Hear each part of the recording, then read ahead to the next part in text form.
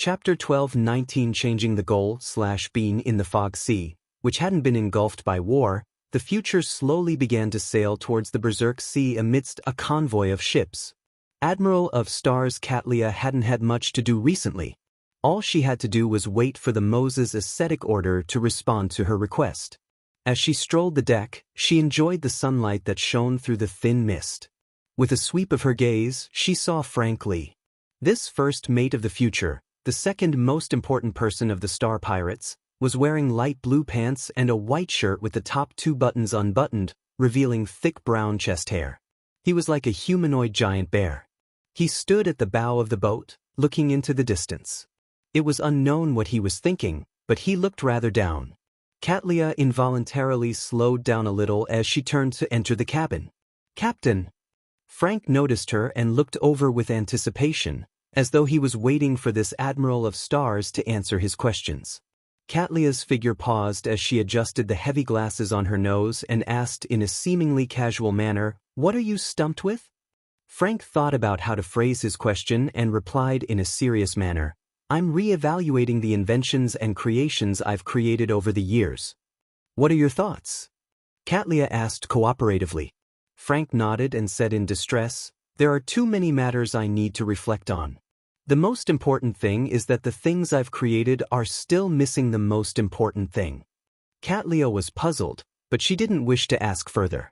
In the end, she still held onto the thought of taking responsibility for all the crew members on the future. She deliberated and said, "What is it?" Frank's expression instantly turned solemn. "They all lack souls. It's a good thing that malt, grapes, and mushrooms don't have souls," Katlia subconsciously advised before saying, "This isn't something you can dabble in right now. You're only a Sequence 5 druid." Frank's eyes lit up when he heard that as he blurted out, "I've got it." Katlia frowned indiscernibly. "What did you get?" Frank was no longer depressed. "I understand the problem. That is, the creations I want have exceeded the limits of a druid's abilities. Therefore, Captain, I'm not going to be a druid anymore. I want to become a classical alchemist." This was Sequence 4 of the Planter Pathway, the starting point of a demigod. Katlia's expression froze for a few seconds before she took on the posture of a captain and a demigod. She nodded gently and said, "Having a goal is a good thing, but you have to understand how difficult it is." Underlying those words, she wanted him to not hold any hopes and not to take this goal seriously. Frank Lee nodded heavily after receiving her encouragement. "I will do my best." To prevent Frank Lee from acting rashly, Katlia decided to take the progress of the matter into her own hands. "I will help you too." When the time came, even if she had any progress, she could inform Frank Lee that she had tried to no avail. Frank was very happy as he thanked his captain from the bottom of his heart before continuing, "I'll also write to Gehrman Sparrow and ask him for help. He's my good friend." What Frank didn't know was that the letters he had written for the past half a year had gone through a rather convoluted process. The letter went to the messenger before being delivered to Furs. Furs would then transfer it to Gehrman Sparrow or request Mr. Fool's help at the tarot gathering. Katlia nudged her thick glasses again and, without another word, turned and entered the cabin. She returned to the captain's cabin. Before she could think about what had just happened, she saw a letter on the desk with the brass sextant. Katlia was delighted. Ignoring the use of her beyonder powers, she quickly walked over, picked up the letter, and opened it. It was from Bernadette. After exchanging a few simple pleasantries, she wrote, "If you are free anytime, you can come to La Cha incognito." La Cha was a rather hidden island in the Fog Sea. It hid Queen Mystic's palace, also known as Emerald City. Katlia repeated the sentence a few times before the corners of her mouth curled up involuntarily. Backlund, West Borough, within the Odora family's villa. Emlyn White once again met the middle-aged, gentlemanly sanguine Baron, Cosme Odora. What did Lord Nib say? Emlyn controlled his emotions, trying his best to appear less eager. Cosme looked at Emlyn's bright red eyes and said, "He only wanted me to tell you that the entire sanguine race doesn't have any excess Earl Beyonder characteristics. You can only wait for the present Earls to die of old age or accidents, leaving behind their inheritance. Compared to humans, the sanguine had a long lifespan. Even without a noble title, ordinary ones could live about 300 years old. Under such circumstances, they could slowly accumulate and occupy every level, preventing any excess in beyonder characteristics. Therefore, it wasn't easy for ordinary ones to advance to baron or become a viscount. They either waited for the existing nobles to die, or they would obtain it from external sources. Otherwise, they would have to make sufficient contributions and receive the precious inheritance. Compared to the first two sequences, it was even more difficult for a viscount to become an earl. This was because being a sanguine earl meant being a demigod, and he could easily live for more than 1,000 years. Those viscounts' descendants had to pass generations before they could wait for a chance of an earl's passing. And it was precisely because of this that, as long as there was a vacancy in the earl position, it would immediately be distributed and not in stock. For baron and viscount characteristics, they existed in the sanguine's treasury in the form of beyonder ingredients and sealed artifacts, but the numbers were few and far between. Every bestowment had to be strictly administered. There really weren't any spare earl characteristics. This answer was within Emlyn's expectations. He looked at Baron Cosme and nodded slightly. In other words, as long as any count passes away, it will be my turn? No. Cosme shook his head. Although you have contributed plenty, you haven't reached first place on the waiting list yet. What's my ranking? Emlyn first frowned before relaxing his brows to prevent his eagerness from showing. Cosme coughed and cleared his throat. 12th. This might not even happen when the apocalypse arrives. Since the ancestor has given me the important task of saving the race, why didn't she arrange all these matters? My Scarlet Scholar potion has been digested for months. Could it be that another test? Emlyn thought to himself silently for a few seconds before asking thoughtfully, if I obtain an earl's characteristic from external sources, will the race help me prepare the ritual? Cosme exhaled and said, of course. Emlyn didn't stay any longer. He left Odora's villa and took a carriage back to his residence. Ever since Faina Potter declared war on Lone, he had never been to the Harvest Church. He had only heard from the star that the door had been smashed and many things had been stolen. It had become a place for the homeless. As for Father Yutravsky, he spent half a month in a cell behind Cheney's Gate. The rest of the month was spent in a room on the upper level of St. Samuel Cathedral, with the Archbishop of Backlund next door. This arrangement was repeated over and over again. This was because they were worried that if Father Yutravsky were to stay behind Cheney's Gate for an extended period of time, he would suffer irreversible damage. Under such a tense situation, the Church of Evernight wished to leave some buffer time so that they could use this opportunity to express their goodwill and begin negotiations. Although Emlyn wasn't a believer in Evernight, and he even somewhat detested the cathedral, he went to St. Samuel Cathedral twice a month to visit Father Yutravsky. Where can I obtain an earl's characteristic? Emlyn, who felt that he had fallen behind and might not be able to bear the responsibility of saving his race, looked at the bleak streets while seriously considering every possibility. He quickly had some ideas. Ma'am Hermit had mentioned before that the Aurora Order's Saint Tenebris, had grazed a shaman king. This corresponded to the earl characteristic. If I could hunt this demigod of the shepherd pathway like the Saint of Secrets, the problem would be resolved. However, after the previous lesson, Saint Tenebris probably wouldn't fall into a trap so easily. There's also a possibility of directly attracting a king of angels. This was something everyone had discussed in the Tarot Club. The conclusion was that they had been attacking the Aurora Order for the past year, so it was best not to provoke them further. Apart from Saint Tenebris having a sequence for Shaman King characteristic, Emlyn White could only think of one other option, the Rose School of Thought. Be it the Life School of Thought's artificial vampires or the primordial moon worshippers that originally existed in the southern continent, they were now part of the Rose School of Thought. Of course, there were definitely some people who sought freedom. They hadn't joined any organizations yet, but either they were not at high sequences, or they didn't have enough information to leak out. Upon thinking of the Rose School of Thought, Emlyn instantly recalled a person. Merrick. Merrick represented the temperance faction of the Rose School of Thought. It was a faction that resisted the mother tree of desire. They also appear like they want to obtain something from the Rose School of Thought. Perhaps I can cooperate with them? Emlyn nodded slightly. A number of residents in Moon City anxiously gathered at the entrance, casting their sights east from time to time. They were the relatives of the people who had previously been led by the high priest. They were also the representatives of most people in Moon City. Finally, as the flames flickered, High Priest Nim brought Russ and company closer to Moon City. A man went forward and looked at his sister. He noticed that there were still traces of tears on her face. This Moon City resident, who wasn't deformed, could sense her brother's gaze.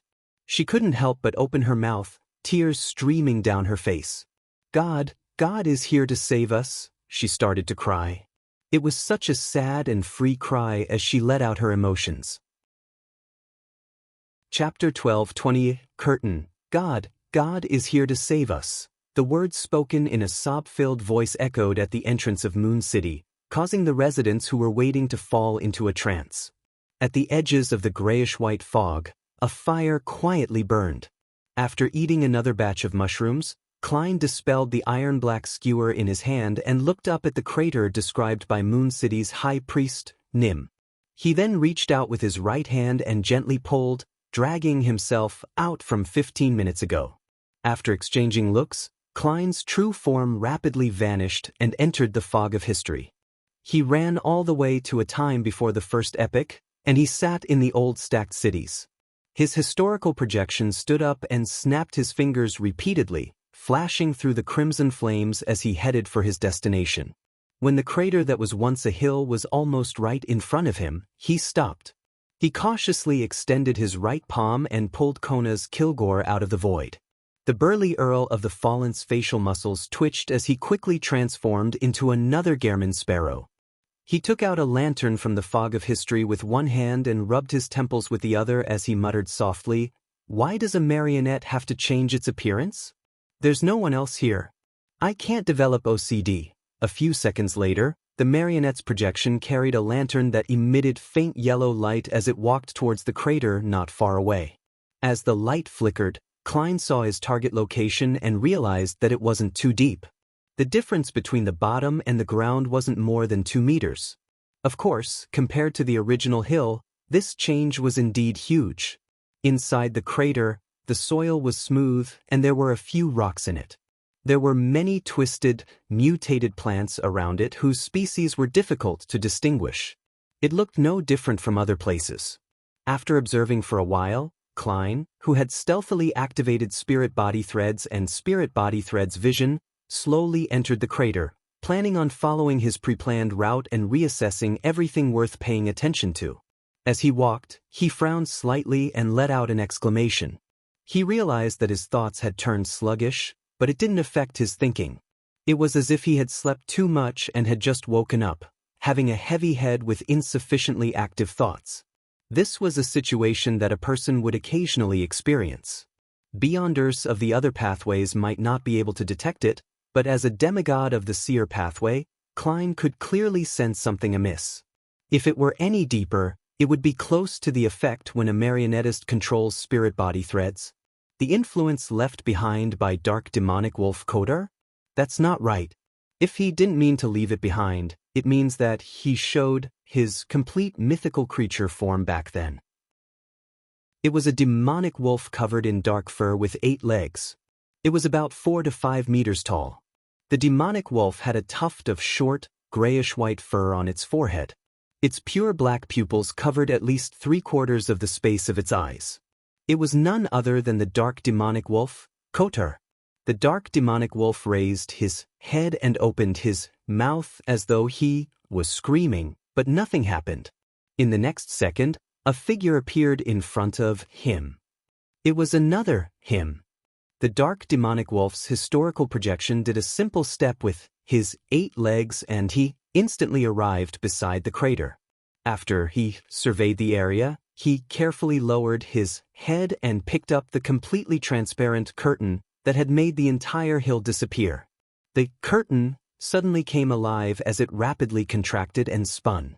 It wrapped around the black demonic wolf as if it was adding half a black translucent piece of clothing to him. The dark demonic wolf trembled slightly as if it had become a clothed marionette in 2 to 3 seconds. However, this was only a historical void projection.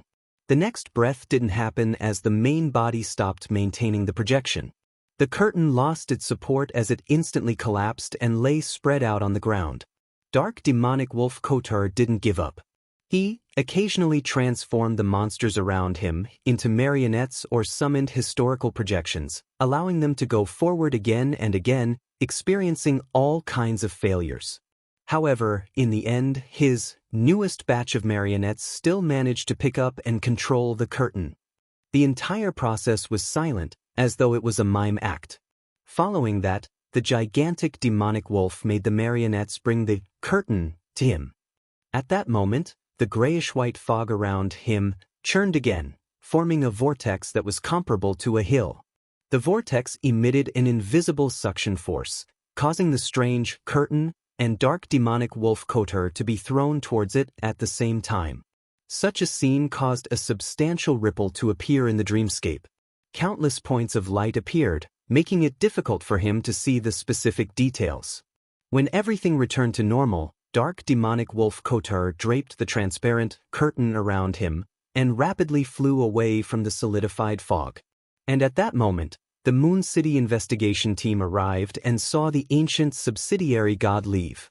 Kotar glanced at them, but he didn't stop, vanishing into the darkness. At this point, the scene shattered and the dream ended. Klein woke up. He sat up straight and tapped the edge of the long mottled table with his fingers as he silently muttered, "It's not that there weren't any anomalies before I arrived. More likely it is that the guards from Moon City didn't discover it. After all, the fog extends outwards to an unknown limit. What's that curtain that was spat out by the grayish-white fog? It can cover a hill when it's large, turning it into a crater, as though by magic. When it's small, it can be used as clothes by the demonic wolf, turning him into a marionette. It's a little like a high-sequence item of the seer pathway. It was spat out because I entered the world above the gray fog and completed the binding with Sapphira Castle. It seems to be able to turn the surrounding vegetation into its marionettes. This gives me a familiar feeling. Yes, there was something wrong with the food laid out in the rooms of the foggy town back then. Spirit body threads were growing out of them, reaching out towards the core of the cathedral. Once they've been eaten, one will instantly evaporate and vanish. Yes, they end up hanging in the cathedral and becoming a marionette. In other words, once one reaches the level of miracle invoker or attendant of mysteries, one can make plants or objects with spirituality grow spirit body threads, so as to turn them into marionettes? Is that curtain the beyonder characteristics of a miracle invoker or attendant of mysteries? Judging from the dark demonic wolf's performance, it might very well be the latter. This is the reason why one attendant of mysteries characteristic has been missing for a long period of time. There were only clues, but no one could find it? Before Sapphira Castle had an owner, the grayish-white fog unconsciously attracted the high-sequence characteristics of the 3 pathways across space and accommodated them? What is it trying to do? That suction force is really very strong. It frightened even dark demonic wolf Kotar. He didn't even stop, only having thoughts of escaping. What was he suspecting? What was he afraid of?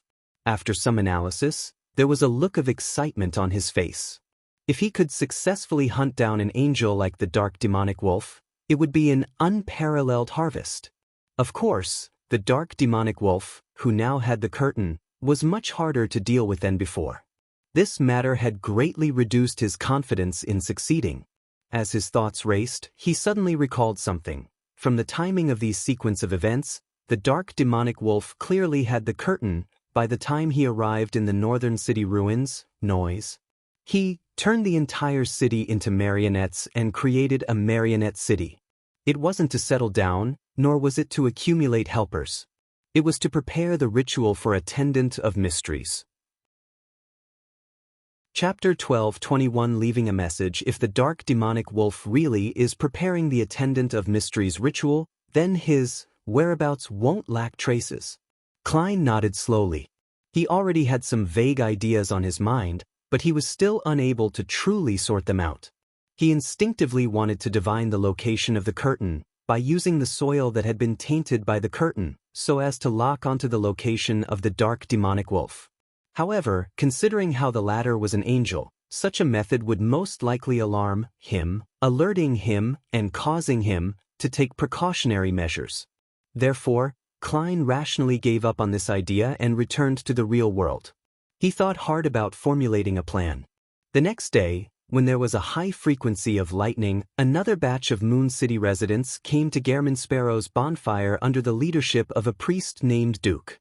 They listened to his teachings, enjoyed the mushrooms, and waited to be cleansed. After the residents of Moon City experienced the cleansing, with tears streaming down their faces, Klein looked around and casually asked, "The sun god told you to guard this land and to take note of anyone walking out of the fog?" Duke, who had been cured of his bloated ailment, knew that the high priest had mentioned this matter to the oracle before him. He answered rather calmly, "Yes." Klein nodded slightly and continued on the topic. "If you really discover someone walking out of the fog, what will you need to do?" Duke said without hesitation, "Recite the honorific name of the great sun god immediately and report this matter to him." As he spoke, his tone became very depressed. In the end, he was unable to formulate his words. This was because the sun god, the creator, hadn't given any response for more than 2,000 years. Even though Moon City had held the most complete rituals and repeatedly chanted the honorific name, there had been no response. Anything else? Klein pressed as he sharply noticed something. This was a revelation from his spiritual intuition, and also a result of a certain degree of deduction. It was obvious that the ancient sun god and the City of Silver creator would have considered this problem. One possibility was that the person who walked out of the grayish-white fog was extremely careful. He was very cautious and didn't enjoy being watched or monitored. After discovering the patrol team in Moon City, he would be inclined to use his beyonder powers to affect their minds, making them forget that they had seen him or reciting the honorific name. In this situation, the ancient sun god should have made certain arrangements. Of course, this wasn't absolute. If Amon's father could accurately predict that the person walking out of the grayish-white fog was a rookie, then there was no need to say too much in the revelation. However, considering how the ancient sun god, the City of Silver's creator, had made an error in predicting where he would come out from the grayish-white fog, Klein was doubtful of the aforementioned possibility. Duke thought for a moment and hesitated before saying, "To welcome that person and tell him a single word." Klein's spirits were immediately lifted as he asked without batting an eyelid, "What word?" Duke's lips quivered as though he was mimicking the pronunciation. Then he said in a strange tone, "Chernobyl." Klein's mind froze for a second before he let out a silent sigh. The Lone Kingdom, East Chester County, in a forest.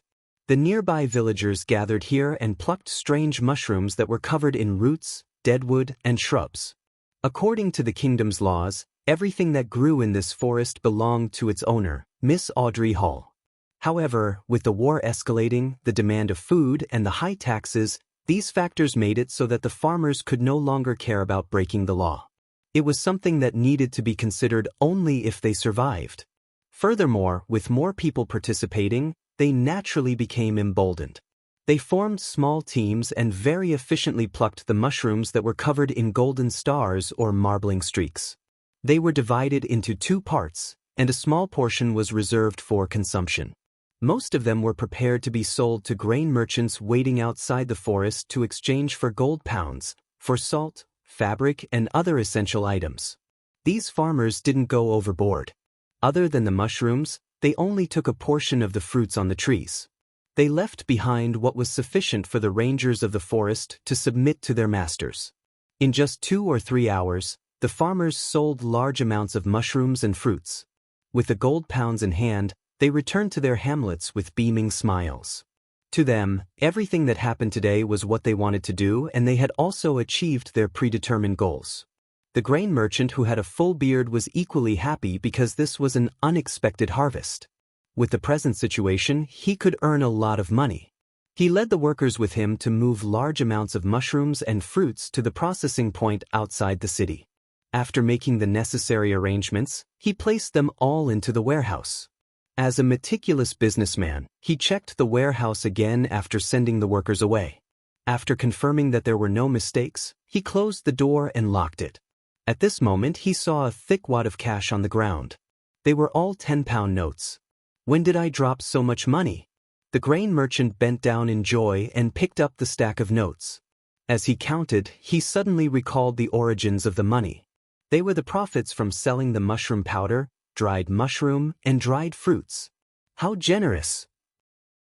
The bearded businessman sighed in satisfaction and turned to leave the warehouse. Inside the warehouse, Audrey, who was wearing a light blue dress, removed her psychological invisibility and took out a black pocket. This was the traveler's bag that she had rented from Zio. Following that, the blonde, simple-looking Audrey easily threw bags of food into the black pocket. After doing all of this, she took out a hard-covered bronze notebook and flipped to a page with teleportation. This was from Furs, Layman's Travels. And what had conspired here was secretly manipulated by Audrey. She first gave the fast-growing mushrooms provided by Ma'am Hermit to the animals in the woods. With their help, she planted them at suitable spots. Following that, she influenced the farmers in the surrounding hamlets, strengthening their inner desires and making them overcome their fear of the law. And that grain merchant happened to pass by and discovered this. This sort of manipulation of a person's heart was intoxicating, like a master of all beings. However, Audrey didn't smile at all. Instead, she sighed softly. "It's still not enough. I'm still lacking plenty." But the mushrooms she had obtained wasn't the type that Little Sun said could absorb the flesh and blood of monsters to flourish. They needed sufficient nutrients to rapidly grow. Therefore, there was no way to plant a second batch of mushrooms in this forest in a short time. Otherwise, it was very likely to become a desert. Staring at the empty cloth bags that had been emptied out, Audrey's green eyes flashed.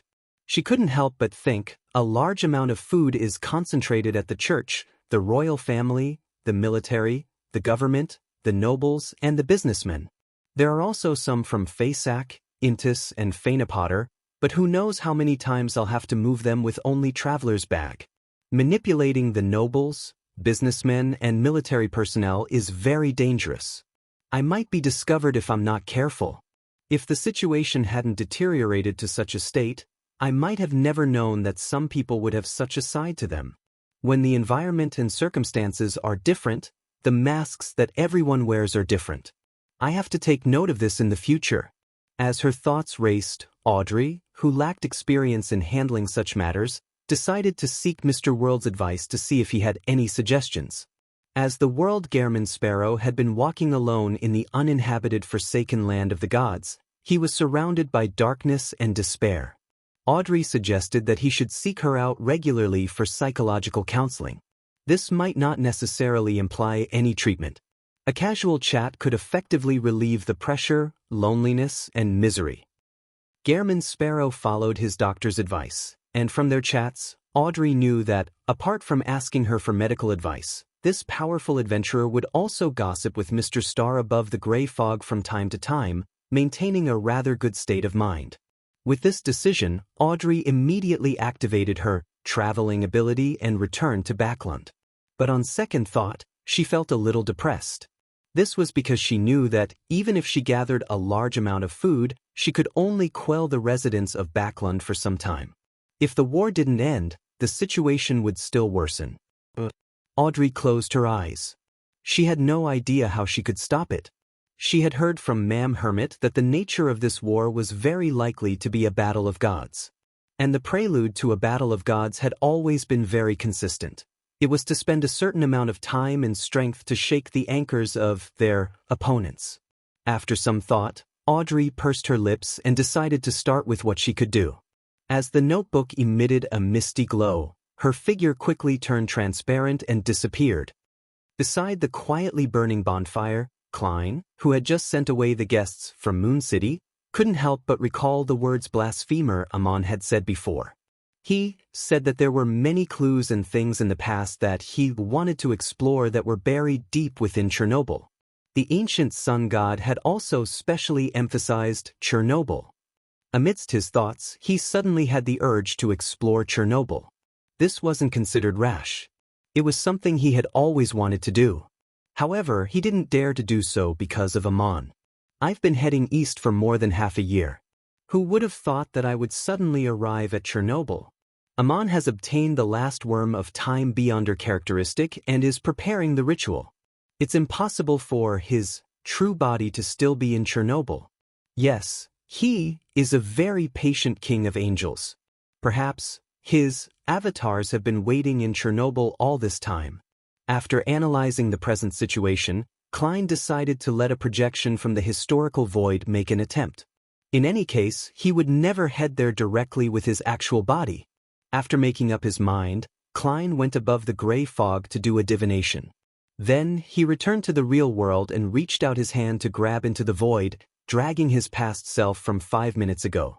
As his main body disappeared, his projection gained consciousness. Following that, he grabbed a few times and took out the black staff embedded with many gems. The Staff of the Stars. He wanted to use the power of the Staff of the Stars to directly teleport to Chernobyl.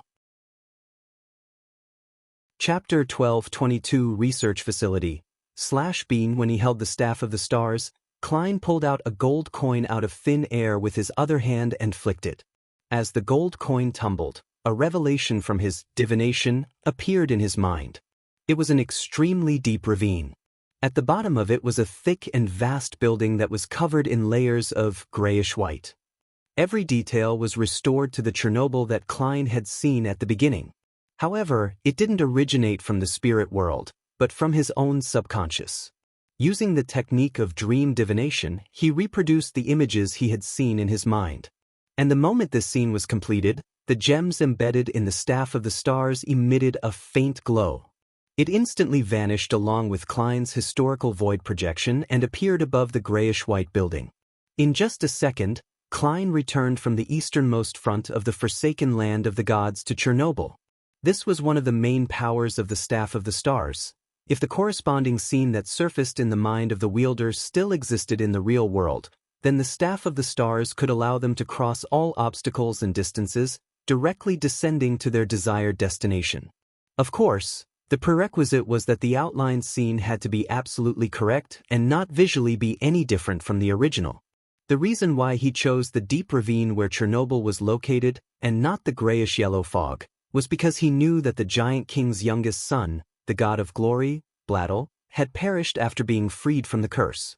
The area would definitely experience major changes, and the only thing that wasn't affected was the mysterious Chernobyl, which was valued by the ancient sun god and Amon. This also didn't mean that the deep ravine and grayish-white building wouldn't have any visible changes. In fact, Klein had already prepared himself for the failure of his teleportation attempt.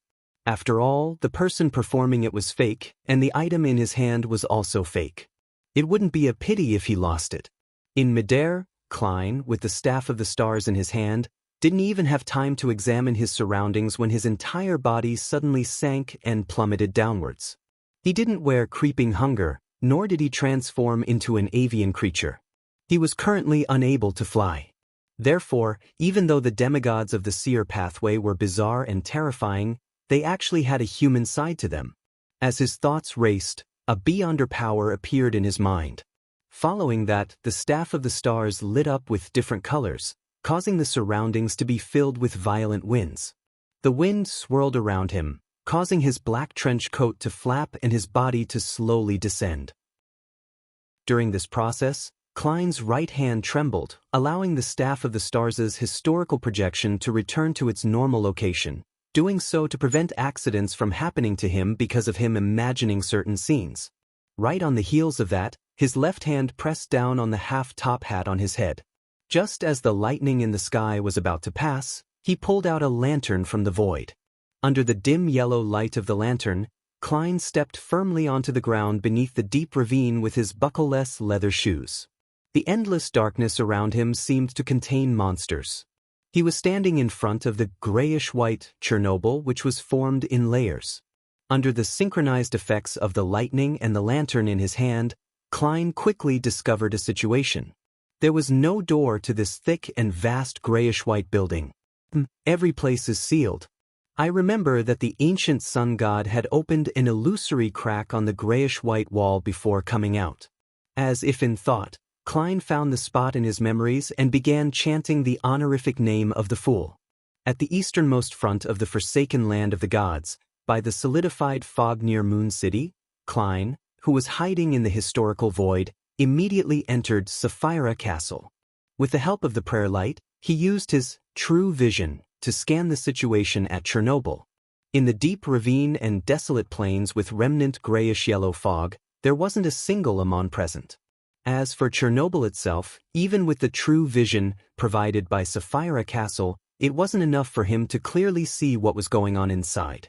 Underneath the layers and layers of grayish-white, there appeared to be absolute nothingness, a space without any color. Indeed, it's not simple. As expected of the place where the ancient sun god, the city of Silver's creator, walked out of. After sighing inwardly, he quickly left Sapphira Castle and returned to the historical fragment from before the first epoch. Klein, who was standing outside of Chernobyl, regained consciousness. He reached out his hand and took out Laymanos' Travels. He quickly flipped to one of the pages and prepared to use the door-opening power of an apprentice.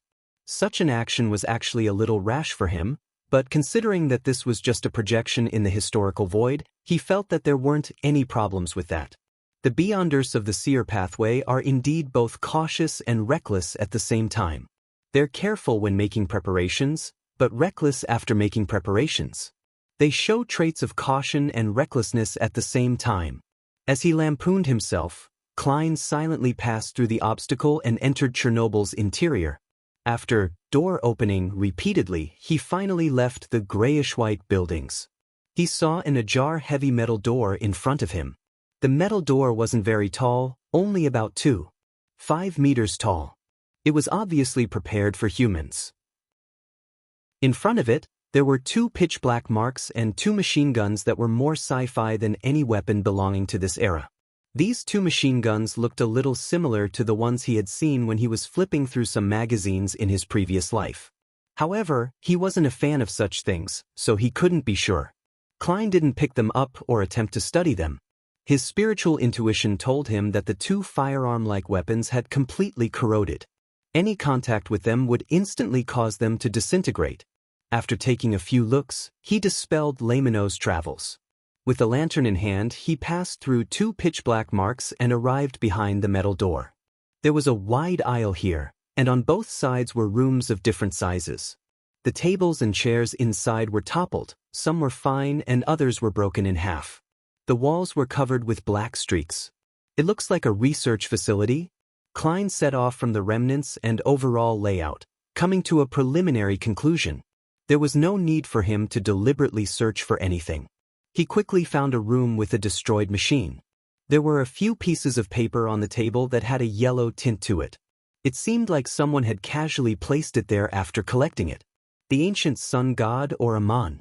After hesitating for 2 seconds, he finally stepped into the room. The dim yellow light dispersed the darkness inside as he picked up the few pieces of paper and quickly scanned them. 10 seconds later, Klein put down the piece of paper and the corner of his mouth twitched. He didn't recognize any of the words on those pages. In my previous life, I only barely passed English, let alone other languages. Klein suddenly felt the feelings of the other Beyonders in this world when they read Roselle's diary. He slowly exhaled as he extended his hand into the void and took out an item. This was a translating device that Zhou Mingrue had bought before going on a trip overseas which he had saved up for. When the luck enhancement ritual was held, it was inside a computer bag by his side. To him, the greatest advantage of this translating device was that it could do offline translations, as long as it didn't exceed the internally stored database. After fiddling with it, he finally understood what the few pages wrote. Research of the appearance of oil in a dried-up oil field. Why would they need to build a research facility in such an unimaginable place for such matters? God, what did they discover deep in the oil field? This is some amazing material. What exactly happened?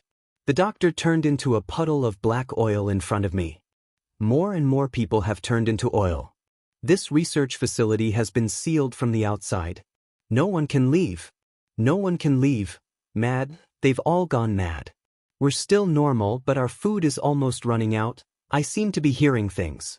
There seems to be sounds coming from underground. It's summoning me. He is summoning me. These lines of simple words sent a chill down Klein's spine. He felt as though he was walking towards madness and death. At the same time, a thought naturally came to his mind: the corruption that stems from underground. The cause of all this was the unnecessary experiments involved after the discovery of some strange material in a dried-up oil field? Then the world was destroyed? But if it was a disaster caused by such a coincidence, then there's no reason for me, Emperor Roselle, and the others to obtain items to help us transmigrate ahead of time.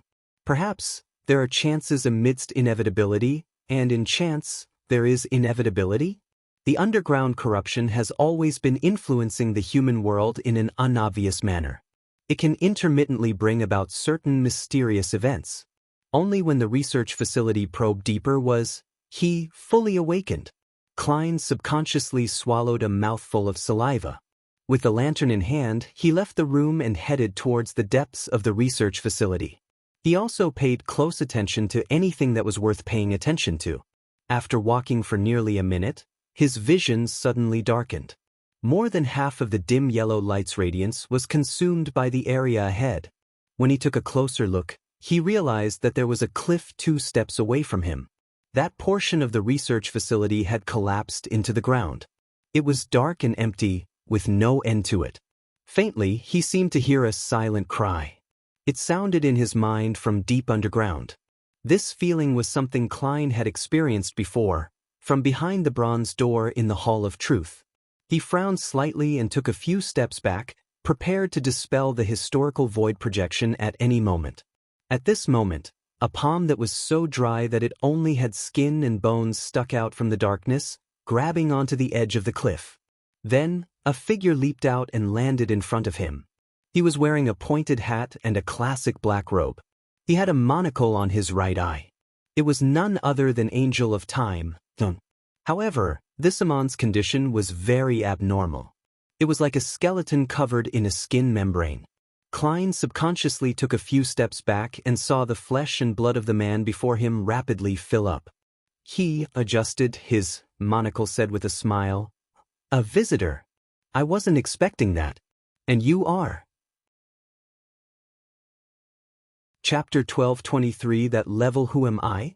Just as Klein was about to remove the historical void projection, he was taken aback by Amon's question. He controlled himself and didn't frown. Instead of answering, he asked, "You aren't Amon's true body?" Standing at the edge of the cliff, Amon took a step forward and smiled. "Of course not. You seem to know my true body or my other avatars?" Although the Amon in front of him didn't take any action, the step he took still gave Klein an indescribable pressure. It wasn't easy for him to keep still without retreating, which would betray his cowardice. He grunted and replied in a low voice, "That's why I'm curious as to why you don't know me." "Are you very famous?" said the Amon who had crawled out of the darkness. He then raised his hand and adjusted his crystal monocle on his right eye. This action lasted for a few seconds before it came to an end. As though in thought, Amon muttered, "There are no other enemies nearby. Are there really none, or has the connection been completely severed? What kind of accident caused this Amon to be independent? No way, I can't believe this fellow's acts. He is a top-notch swindler." Klein's heart stirred at first before he suppressed his corresponding thoughts and asked, "Why did you crawl out from underground?" Amon's expression returned to normal as he chuckled. "Guess. Be it his actual body or his avatars, the fact that he has a terrible personality doesn't change." Klein thought to himself and tried to probe with an answer, "You are exploring the secret that lays underground." Amon nodded slightly and said, "Isn't that obvious?" He then half-turned his body and pointed at the darkness beyond the cliff that the light failed to light up. "My father crawled out of here just like I did. Alright, it has a name.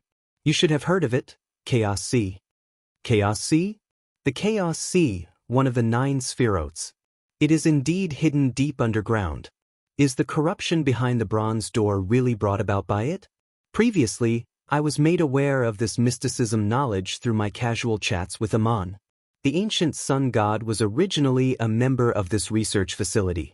Then, he fell into the deep depths of the Chaos Sea, only to awaken in the second epoch and crawl out? As he was only an ordinary person back then, based on the law that proximity to the underground increases in danger with higher sequences, he wasn't affected too much? Klein's mind raced as he recalled many matters and came up with various guesses. 3 seconds later, he said in response, "So you took the risk and jumped in to search for the truth of the buried history and the world?" "Something like that." Aman Man pinched the edge of his monocle and said in a self-deprecating tone, "But I didn't do it willingly." "Ah." Klein used a terse exclamation to express his doubts.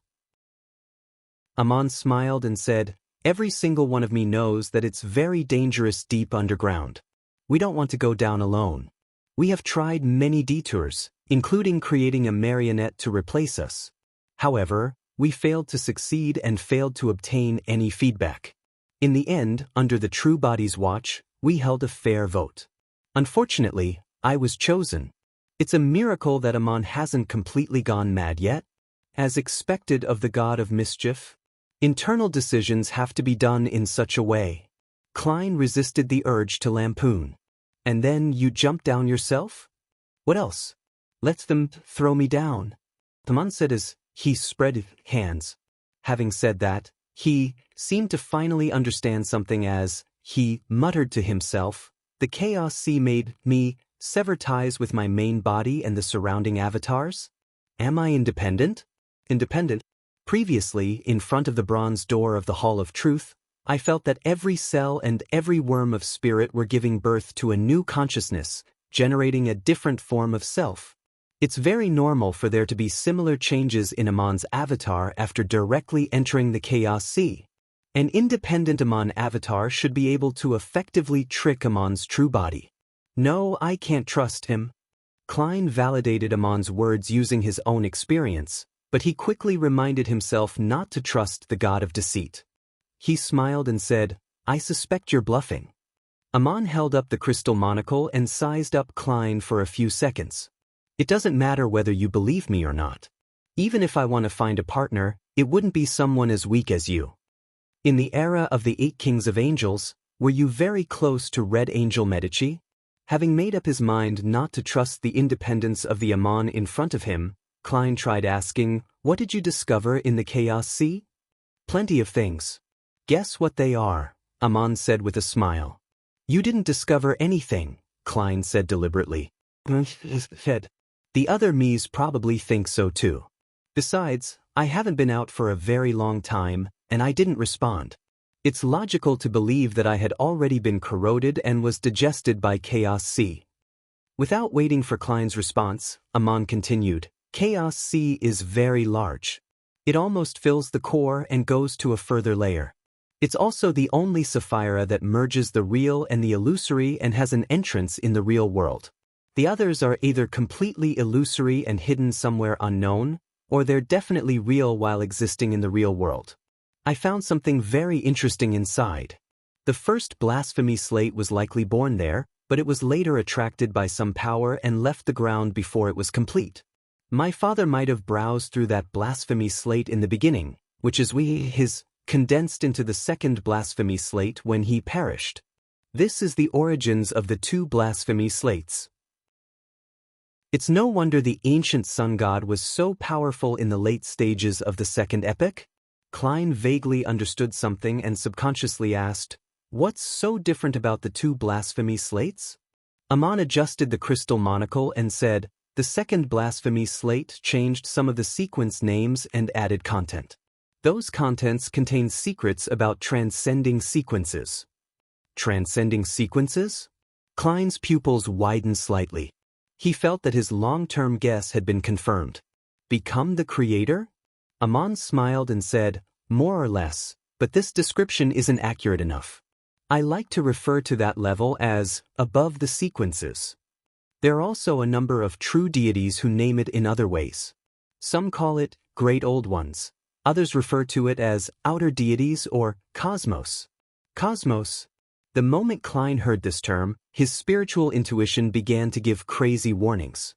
He remembered very clearly that the ascetic leader of the Church of Evernight, Ariana, had told him before that unless he became an angel, he shouldn't attempt to understand the cosmos. Otherwise, just having knowledge of it would bring him great danger. Without any hesitation, Klein, who had been hiding in the historical voids in a time before the first epoch, gave up maintaining the projection. He stood up from the stacked cities of old, and he took 4 steps counterclockwise. Almost at the same time, the violent lightning that streaked across the sky of the forsaken land of the gods calmed down. The endless darkness vanished as well. A gigantic crimson moon covered half the sky. The light on the surface of the crimson moon stretched out as if it was alive. Outside this world, the moon that was revolving around the earth had a crimson sea flowing. It drowned everything as though it was digesting this huge natural satellite. The blood-colored sea boiled when Klein learned about the news of great old ones, outer deities, and cosmos. They quickly gathered towards the middle, constantly piling together until they formed an indiscernible, blood-red phantom image. This phantom image was many times bigger than the moon. It had countless eyes and it looked down at the blue planet. It cast its gaze at Klein's main body through the connection that was established the moment he learned about these matters. As the crimson sea receded, many craters appeared on the surface of the moon. From the ground, the moon no longer crimson. It was bright and clear. It had remained the same despite the hundreds of millions of years. Further out in space, the brown star, orange star, scarlet planet, gold planet, and blue planet twinkled like the blinking of eyes. In the fog of history, boils began to emerge from the surface of Klein's body. Each boil had a mutated worm of spirit. They wore the faces of Zhou Mingrue, Klein Moretti, German Sparrow, and Dwayne Dantes. They were trying their best to drill out of his body. Klein's thoughts quickly turned chaotic. His entire spirit body seemed to be torn apart by an invisible blade, but he still forced himself to finish reciting the last sentence of the incantation. The celestial worthy of heaven and earth for blessings. Silently, Klein's spirit body tore through the gray fog and entered Sapphira Castle. The power of the entire space began to boil as it surged forward and enveloped him, melting away wisps of black gas, streams of red light, and boils, severing the invisible connection. Nearly 10 seconds later, the struggling Klein finally regained consciousness. He stood up using the high-back chair as support. Inside Chernobyl, Amon, who was standing at the edge of the cliff, said to himself, in a low voice as he adjusted the crystal monocle on his right eye, quite a fast reaction. If Klein had been a second slower and was embroiled in that chaotic state, Amon could deceive the connection between the projection and the actual body before Klein could remove the maintenance of the historical projection. He could then appear inside the corresponding historical fragment. Above the gray fog, Klein sat down and rubbed his temples. That Amon was indeed lying. He should be the avatar that stayed behind to guard Chernobyl. When he discovered that I had come, he hid somewhere between the cliff and the chaos sea, pretending that he had just crawled out. He was unable to deal with my main body by bypassing the historical projection. Furthermore, he might not have the strength of a Sequence 2 angel.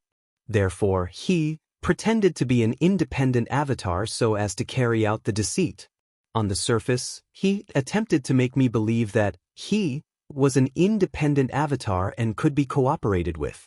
He made me focus on this aspect, but in fact, he concealed the danger in his words.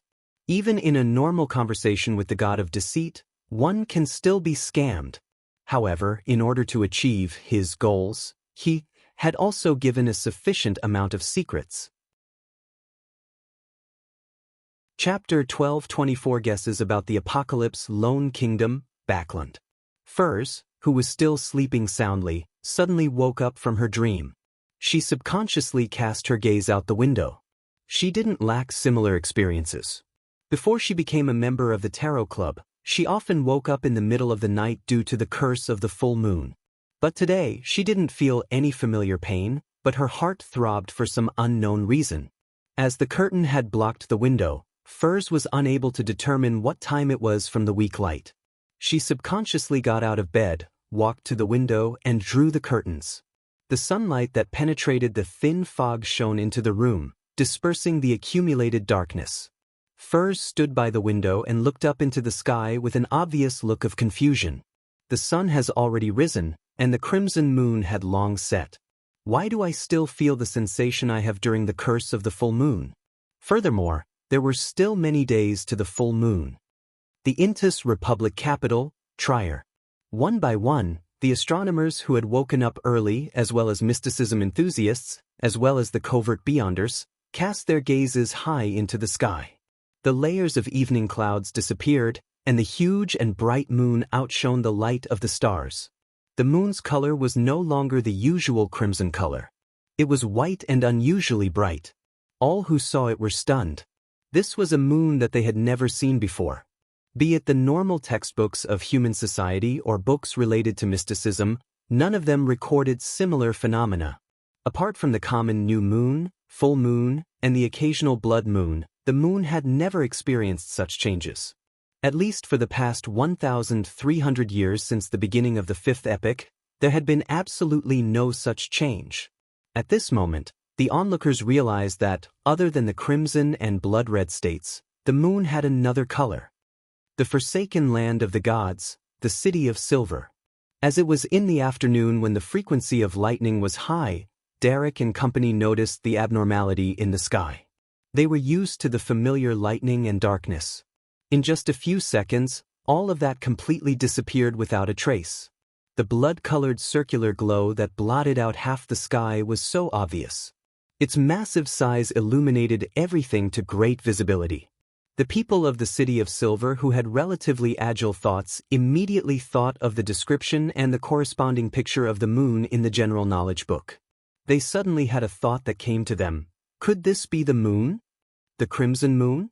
We actually saw the crimson moon. Soon, the blood-red colors of the crimson moon in front of them drained inch by inch, revealing its bright and clear body. The City of Silver residents were increasingly at a loss, unsure of what had happened. Having heard Mr. Hanged Man, Miss Justice, and the other members of the Tarot Club talk about the outside world, Derek Berg was even more shocked and surprised than them. This was because there was no such natural phenomenon outside the forsaken land of the gods. A few seconds later, the moon disappeared and the darkness once again engulfed everything.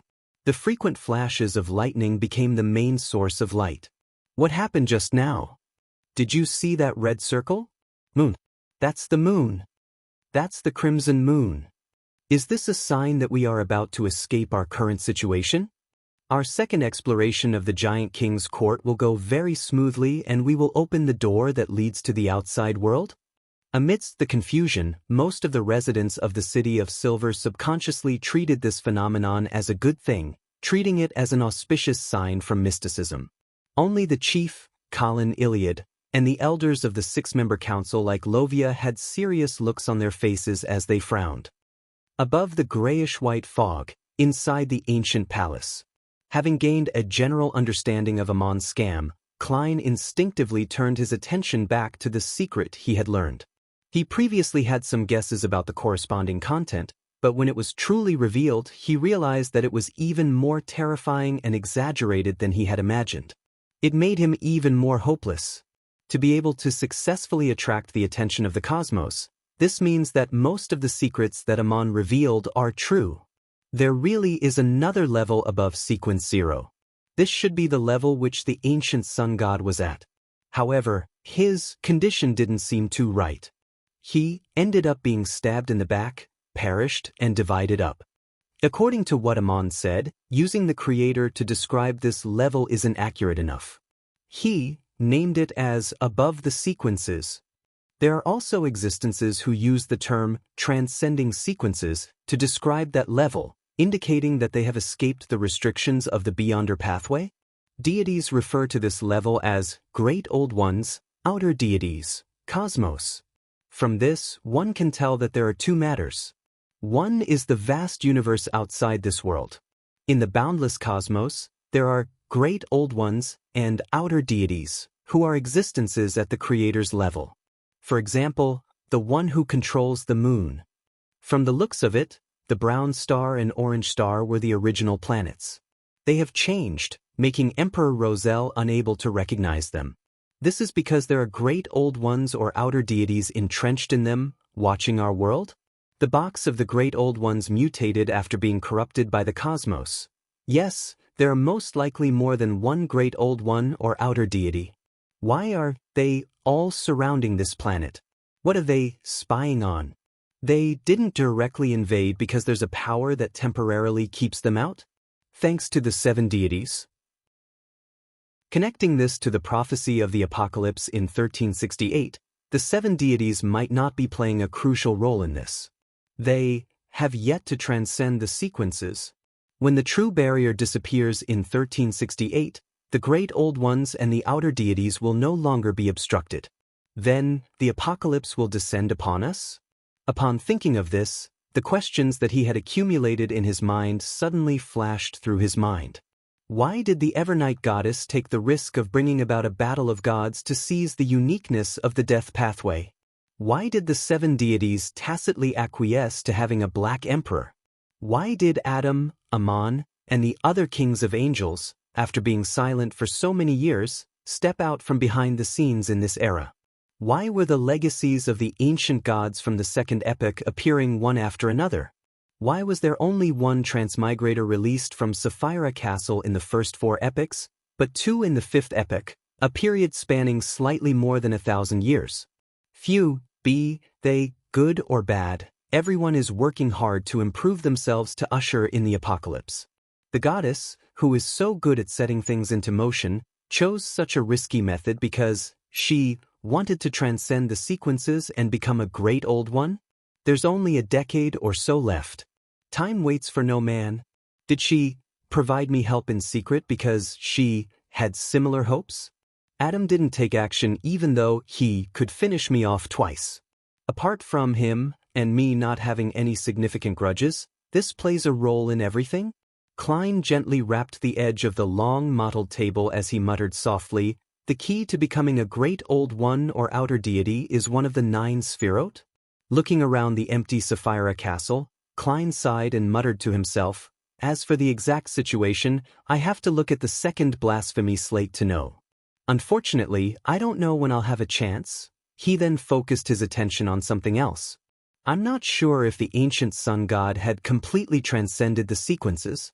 If a native great old one were to be born, humanity might still have a sliver of hope when the apocalypse happens. His death is even more complicated than I imagined. It's no wonder Emperor Roselle said that only a sequence 0 could preserve themselves and protect the people they value. I wonder if those great old ones or outer deities have infiltrated the earth with their powers.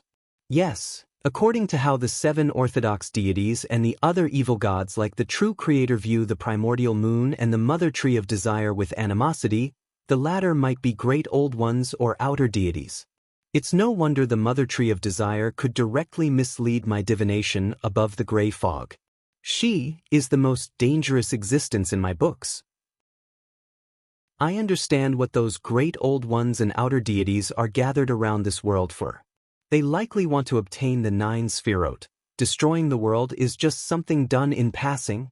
As he thought of this, Klein suddenly recalled the phrase the mother tree of desire had said through Cynthia, "Admiral, I want to have a child with you." He couldn't help but shudder as he seriously considered his safety after returning to the real world. He already had a certain level of understanding of the cosmos. As long as he subconsciously thought of something related, he would directly establish a connection with the great old ones and the outer deities, and be corrupted. If not for the fact that Sapphira Castle had cut off all contact from before, I wouldn't dare return to reality.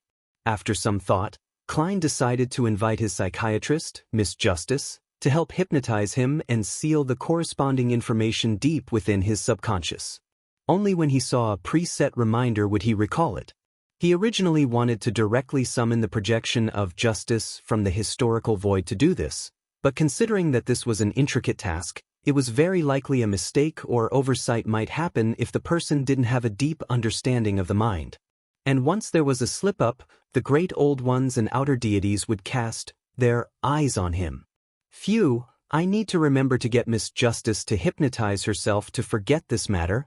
After some deliberation, Klein turned the corresponding request into a stream of light and threw it into the crimson star representing justice. Not long after, just after breakfast, Audrey, who had yet to leave home, arrived above the gray fog. The long bronze table had vanished. There was a desk and 2 chairs placed in the ancient palace. Mr. World, what is the matter that you wish to forget this time? Audrey looked at Gairman Sparrow, who was sitting opposite her, and raised the most important question. Klein rubbed his temples and used a deep voice to describe the secrets of the cosmos, great old ones, and outer deities. Upon hearing this, Audrey's eyes widened bit by bit as if she had been possessed by an evil god. After he was done, she fell silent for a few seconds before saying with the same deep and slightly confused voice, "This is the truth of the apocalypse? Even the 7 deities are unable to save us?" Without waiting for Klein's reply, Audrey laughed self-deprecatingly. "I thought what I've been doing recently was very meaningful. I thought the worst news I could think of was the defeat of Lone and the annihilation of the church. But compared to the secrets you told me, all of this is so insignificant." Chapter 12:25 Counseling. When he heard Miss Justice's slightly bleak and confused words, Klein could empathize with her. This was because he had previously had similar thoughts. After recalling snippets from self-help books, he deliberated and said, "A father's death is so insignificant to the entirety of Lone. 1 or more cases might happen every day, but to his child's family, it is something that can change their fate. Similarly, if we don't reach the level of an angel, everyone's outcome will be sealed, death, and be buried. But this doesn't mean that the time from when we were born to the time we die is meaningless." Audrey nodded slightly when she heard that. She once again said in a self-deprecating tone, "I understand all of this. However, the secrets you mentioned had a huge impact on me, and I couldn't control my emotions. As a psychiatrist, I actually needed someone else to counsel me." Klein smiled and said, "Isn't this very normal? Many times we can tell if someone else's condition is normal, but we can't clearly see our own problems. Didn't you mention that you and Susie counsel each other from time to time?" Due to the fact that Dwayne Dantes had seen Susie, the golden retriever, Audrey didn't hide anything related to her during their chats. Audrey nodded gently and said, "Yes, that's right. I've already straightened my thoughts out. I should do what I can and not leave any regrets." She gradually adjusted her mental state.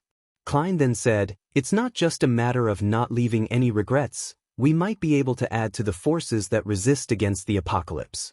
Compared to the whole, this might be trivial, but even the vastest desert is made up of grains of sand. The boundless ocean is also formed by droplets of water. As long as everyone sends out as much light as the heat inside them, it might bring some hope." Sends out as much light as the heat inside them. Audrey repeated the key words in Gairman Sparrow's words softly. "Don't quote me," Klein added with a smile. The corners of Audrey's mouth curled up as she replied with a faint smile, "Could it be something Emperor Roselle said? That I don't know. I have to endure a strong sense of shame when flipping through his quotations. I hadn't finished reading it all this time." Klein didn't give an affirmative answer, nor did he deny it. Instead, he said, "Start hypnotizing me. Let me forget things related to the cosmos, and only remember the corresponding reminder. A little while longer. I would like your advice on something." Audrey openly made a request. She took this opportunity to recount what she had been doing recently, as well as the difficulties and perplexities she had encountered. "Mr. World, what suggestions do you have? What should I do to lessen the suffering of the people of Backlund before the war ends?" As for stopping the war, although she wanted to, she knew that she didn't have the ability to do so. At the same time, she also understood that even Mr. World wouldn't be able to do it. Even if Mr. Fool personally intervened, he would at most be able to turn the situation around. There was no way to stop the war. After all, this world war was essentially a battle between deities. After hesitating for a few seconds, Klein calmly said, "Although the spectator pathway tries to act behind the scenes as much as possible, and although I always keep the words caution and carefulness in my mind for everything I do, and try not to put myself in a dangerous situation. When he said this, Audrey subconsciously thought to herself, from the various rumors at sea, the descriptions of furs and the others, and the demigod battle I witnessed, I really can't see the caution and carefulness. There's only dominance and radicalism. To be able to do those things and survive on strength alone is indeed not enough. Seeing that Miss Justice was listening seriously with her green eyes filled with attentiveness, he continued, in this world, nothing can be easily resolved without taking risks. Sometimes, I do something with the thought that death is a possibility. The muttering in Audrey's heart stopped. She fell silent for a while before slowly saying, I understand what you mean. There are many times when you can't do what you want while ensuring absolute safety. You can only choose one of them. Klein nodded and decided to let Miss Justice understand the reality of this world better, so as to prevent her from being overly idealistic when she did things. The method you mentioned just now is the most feasible, with the least risks.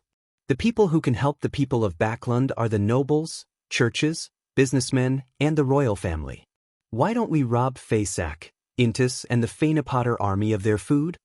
Audrey subconsciously asked. Klein calmly said, this is because the three armies have already entered the Lone Kingdom's borders. Even if you can escape a demigod's notice and successfully snatch the food, they will not collapse. They will definitely snatch the food from the surrounding people for sustenance. The effects will not be significant in the short term. As for the long term, we might not have the luxury of time to wait that long. When that happened, it was obvious to Audrey who would be the true victims. This was the difference between a war between deities and an ordinary war. Besides, I'm unable to do that. The capacity of Traveler's Bag is limited. It's the same for the teleportation recorded in Lamino's travels. Justice Audrey began to counsel herself as she asked thoughtfully, if I were to really obtain food from the nobles, businessmen, and royal family, what reaction would the church have when they discover traces of my interference? Klein maintained his previous tone and said, a tacit acquiesce. Audrey vaguely felt that this was the answer, but she couldn't figure out the reason. Klein continued, believers are the anchors of the deities. One believer is an anchor point. In this aspect, there is no difference between a noble and a poor person. In essence, no one is nobler or lowlier. Under normal circumstances, nobles and merchants can use their status, power, wealth, and influence to help the church maintain its system and spread its faith. Therefore, they are more important. But in this situation, who is more important? Thousands of anchors or millions of anchors? This is a simple problem in mathematics. Faced with the truth of the veil that had been ripped off, Audrey was momentarily speechless. Seeing this, Klein added, from this point of view, whatever you want to do on a wider level has its meaning. You will help the Evernight Goddess and the Lord of Storms stabilize their anchors. In the future, this might be critical to resisting the apocalypse. Audrey pursed her lips bit by bit, holding them pursed for a long time before relaxing them. She chuckled and said, only now do I realize that I'm actually a little proud of my status as a noble. Nobility is in your character, not status. Klein helped her finish her sentence. Audrey slowly exhaled and calmed her chaotic inner thoughts. She didn't make up her mind as a result. She casually said, our tarot club and the church. The relationship with the Church of Evernight seems pretty good. Mr. Fool and the Evernight Goddess are allies? This question stumps me. I do wish to become allies with the goddess, but she might not be interested. After lampooning a few times, Klein said in a serious tone, you can think of them as allies at the moment. He deliberately emphasized that it was only now, so as to prevent himself from being slapped in the face by reality in the future. At the same time, he muttered the real answer in his heart. Based on the current situation, the goddess was an angel investor of the Tarot Club, the major shareholder.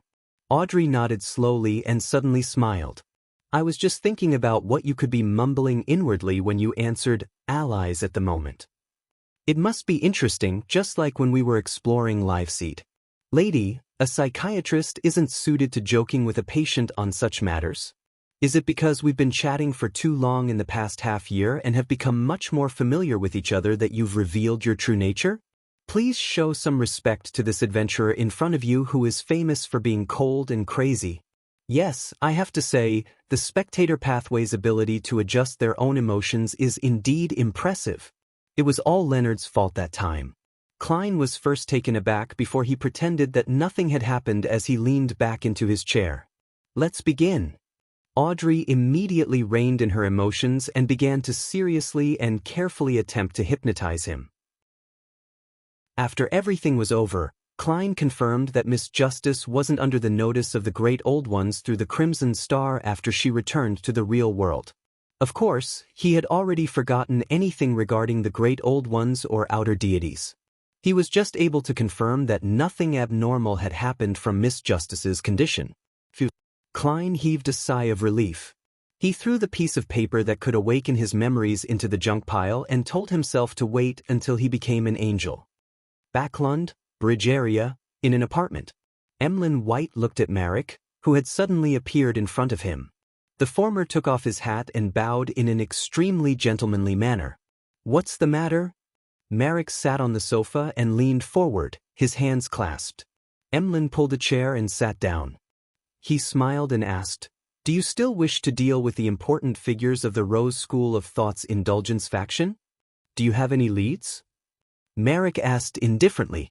Emlyn was definitely prepared before he paid the visit, so he said unhurriedly, "I do not have any clues regarding the person in charge of the Rose School of Thought in Backlund. However, after the war escalated, the southern continents East and West Balam, Star Highlands, Paz Valley, and Hagenti Plains have been thrown into chaos. Many of the Rose School of Thought demigods have emerged and walked onto the stage. They are no longer so difficult to lock onto." Marek looked at the red-eyed and thin-lipped Emlyn and said, "Which Duke or Marquis of the Sanguine are you representing? Am I not allowed to represent myself?" Emlyn raised his chin slightly and asked with a smile. Marek shook his head seriously and said, "You are only a Sequence 5. You aren't qualified enough." He had said it so directly that Emlyn was momentarily at a loss for words. One quote from a leading figure of modern Chinese literature, Lu Sun. Chapter 12:26. Handing out mushrooms. Emlyn maintained his smile and calmed himself down before responding, "I can find helpers of a sufficient level."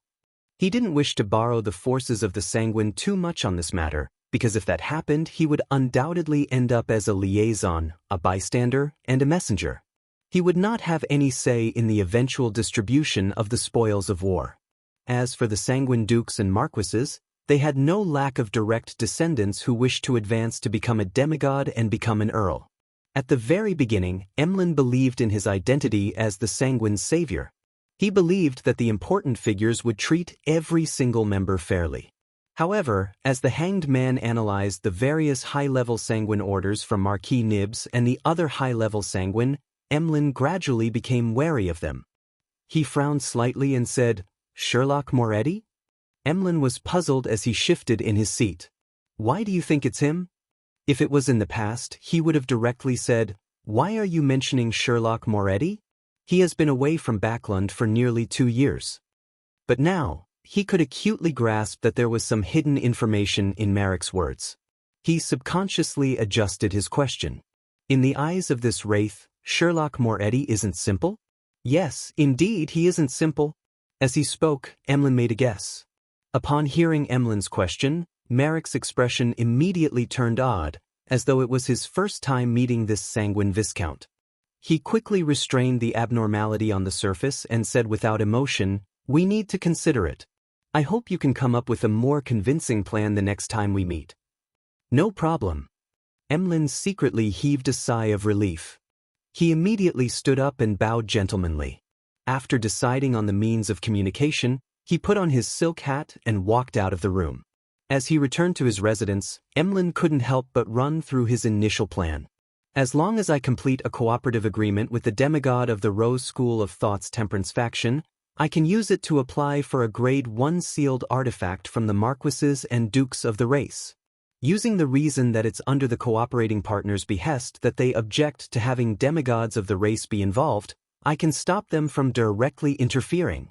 Yes, in order to make an agreement, I have to show enough strength to convince Merrick and the others. I can only commission the mission at the Tarot Club to see if Ma'am Hermit, Miss Justice, and Mr. Hanged Man are willing to accept the commission. Miss Magician can also be considered. She can summon the projection of Gehrman's Sparrow. The biggest problem now is that I can't provide enough compensation. I can only try to make an advance or a promise. Once I become an earl, I'll return the payment one by one. With this in mind, Emlyn suddenly felt thankful that he had joined the Tarot Club. This was the only organization he knew that could use a future promise to exchange for current material goods. And within the Sanguine, or in the Orthodox churches, one had to accumulate enough contributions until one reached the end of the line where the characteristics and advancement ritual was awarded. Sometimes, a Beyonder might not be able to accumulate enough contributions in their entire lives. This is like a credit loan underwritten by Mr. Fool. It can be used to issue missions, and when the advancement succeeds, it can be paid in installments. Emlyn habitually leaned towards the things he was familiar with. Although he had never borrowed money from the bank, some of the Sanguine had rich experience in such areas and would often talk within their own circles. Most of them had a fixed, expensive hobby. The precious items might not be liquidated easily at times, so they had no choice but to borrow money from close friends or the bank to ensure the necessary cash flow. Emlyn remembered that there was a Sanguine who wasn't good at wealth management. He relied solely on his profession as a doctor to earn money. When he took a fancy to a precious piece of art, he bought it using a loan from the Backlund Bank.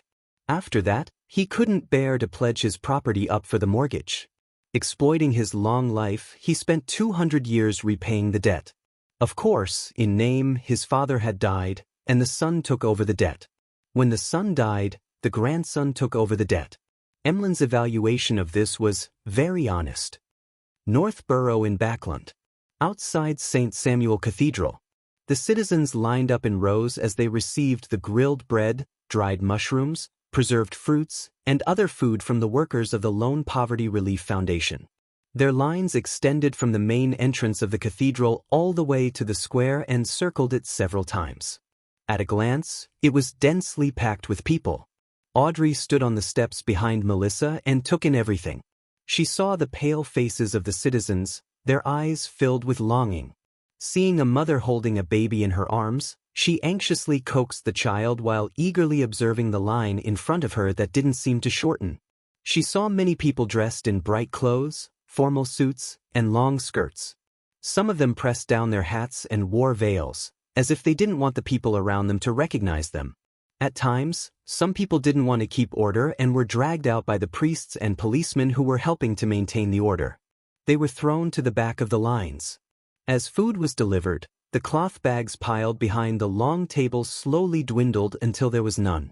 Finally, all the food had been distributed, but the long line had only been reduced by half. The citizens who were unable to receive the help couldn't resist revealing their disappointment, frustration, and reluctance. However, they didn't make a scene or argue. They moved their feet mechanically towards other handout points. They had experienced this many times in the past 1 or 2 months. They had long known that unnecessary emotions would only waste the energy they had little of. It would hamper their quick movements to other relief points or fair-price food outlets. At this moment, their expressions were numb, their eyes vacant as they left the square like a bunch of zombies. During this process, a woman carrying a child had her legs give way as she fell to the ground. Her child started wailing loudly, his voice laced with pain. As he cried, the child sobbed and said, "Mommy, I'm so hungry." "There'll be food soon. There'll be food soon. There's food at Memorial Square." The woman carried the child and patted his back. Tears streamed down her face as she spoke. Upon seeing this scene, Audrey was just about to say something when she saw Melissa take out a plate of food from a wooden crate under a long table and run towards the mother and son. "I didn't see it just now. There's still one more." Melissa crouched down and handed the bread, dried mushrooms, and preserved fruit over. Then she explained in a soft voice, afraid that it would cause a dispute among the citizens. The rest of the food was actually prepared for the foundation staff who had been busy all this while. The portion that Melissa had given them was hers. The woman took the food and handed it to the child as she said repeatedly, "Thank you, thank you." The child hugged the food tightly and mimicked his mother in his nascent voice. "Thank you, thank you." Audrey subconsciously looked around and noticed that the church's priests, most of the police, as well as the Nighthawks, who were mixed among the people to secretly prevent any accidents, were all showing sympathy, pity, and sadness. After the citizens had left, Audrey picked up her own set of food and handed it to Melissa. "You deserve it." Melissa looked at Miss Hall before her and shook her head. "I gave my own share.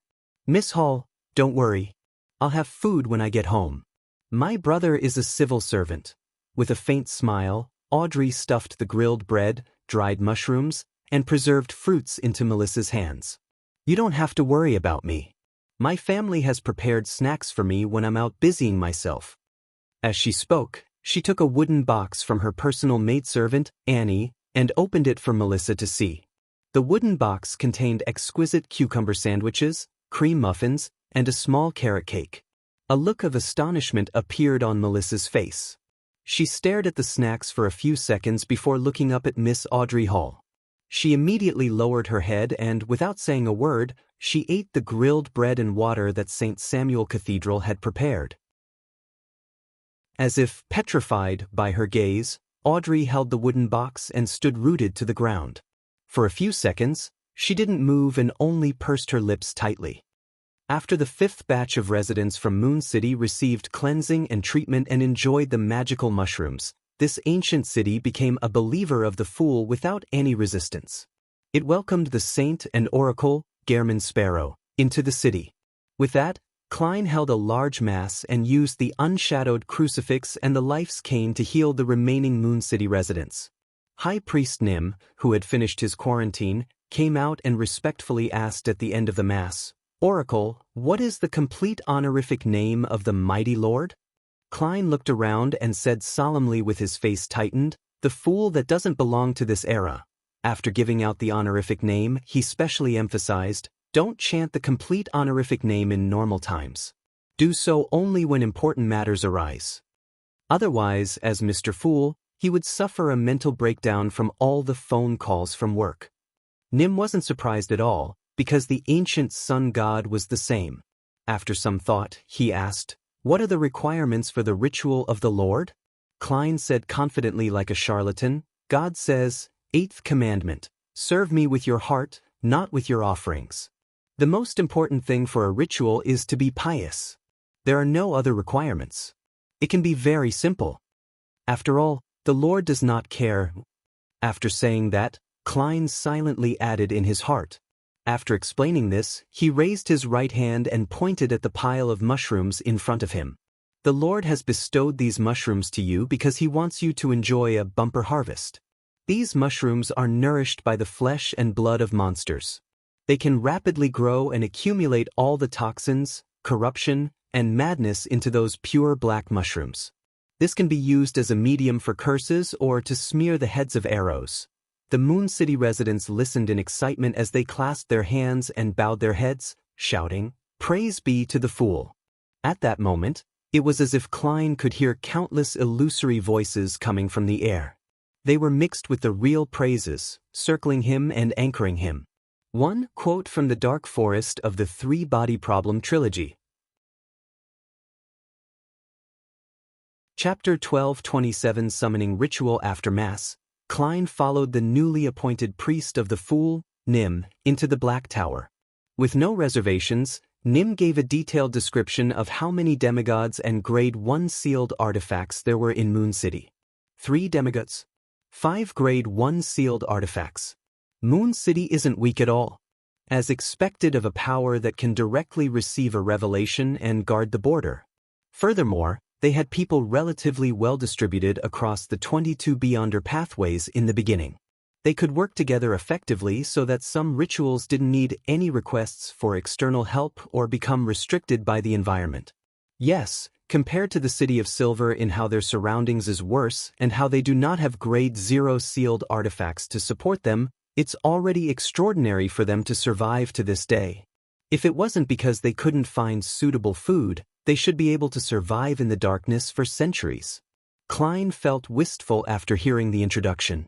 At this moment, Nim said respectfully, "Oracle, we are willing to sacrifice all the sealed artifacts and beyonder characteristics to the Lord. I wonder which one of them will be more pleasing to him?"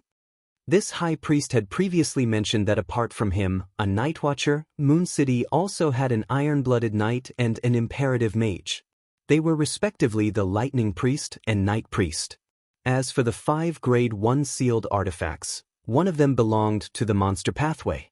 It seemed to be a portion of misfortune mage characteristic mixed with a little of a chaos walker's characteristic. One of them came from puppet from the mutant pathway, and the other was bestowed by Red Angel Medici. It allowed everyone to gather all their powers together. One of them was suspected to be the amalgamation of a bizarro sorcerer's characteristic, and there was one of an unknown pathway. It had extremely strong discernment abilities, but it was rather dangerous due to an unknown corruption. Hearing that, Klein's eyelids twitched as he smiled. "Serve the Lord with your heart, not with your offerings. The Lord accommodates the entire world and doesn't care about these things." Having said that, he paused and said, "Of course, if you don't mind, you can bring me around for a tour to broaden my horizons." "No problem," Nim answered without hesitation. He originally imagined that Gehrman Sparrow would take away a grade 1 sealed artifact while taking the tour, but to his surprise, the Oracle only wanted to get a better understanding of the specific situation and had no intention of reaping any benefits. He picked up every sealed artifact to take a look but put them back in the end. After the tour ended, Klein said to the 3 demigod priests, "The opportunity to leave this cursed land isn't here yet. You need to hold on for a while longer. And I will continue my journey to find other survivors and spread the light of the Lord." "Yes, Oracle," Nim and the other priests replied without any hesitation. With those mushrooms, they would be spared from annihilation for at least another 3 generations. After settling the matters in Moon City, Klein walked out into the darkness in his trench coat and top hat. What he was going to do next was very clear: find dark demonic wolf Kotar and hunt for this god of wishes. "My wish is to obtain the miracle invoker's beyonder characteristic and that curtain. I wonder if he will be able to help me achieve it." As Klein walked, he made a mockery in his heart. With him out of sight of Moon City's residents, he pulled another him out of the fog of history. His main body entered the historical void, causing his consciousness to shift to the projection. This projection also summoned the historical projection of the Staff of the Stars. With its beyonder powers, he descended directly into the place in his mind, the completely destroyed northern ancient city, Noise. After successfully reaching his destination, the projection quickly disappeared, and Klein's body returned to the wilderness outside Moon City. Following that, he summoned the Staff of the Stars' projection and repeated the process, allowing him to instantly reach the Noise ruins. The main purpose of the historical void's projection was to scout ahead and ensure that the scenes that surfaced in his mind were identical to the real world, without having any discrepancies. This prevented the Staff of the Stars from creating its random effects. This was the cautiousness of a scholar of yore. In the middle of the quiet and dark training grounds of the City of Silver, Colin Iliad, who was carrying 2 swords on his back, stood by the side. He watched as Derek Berg set up the ritual and prayed to Mr. Fool, asking him to send a Holy Spirit down upon him to provide him with help.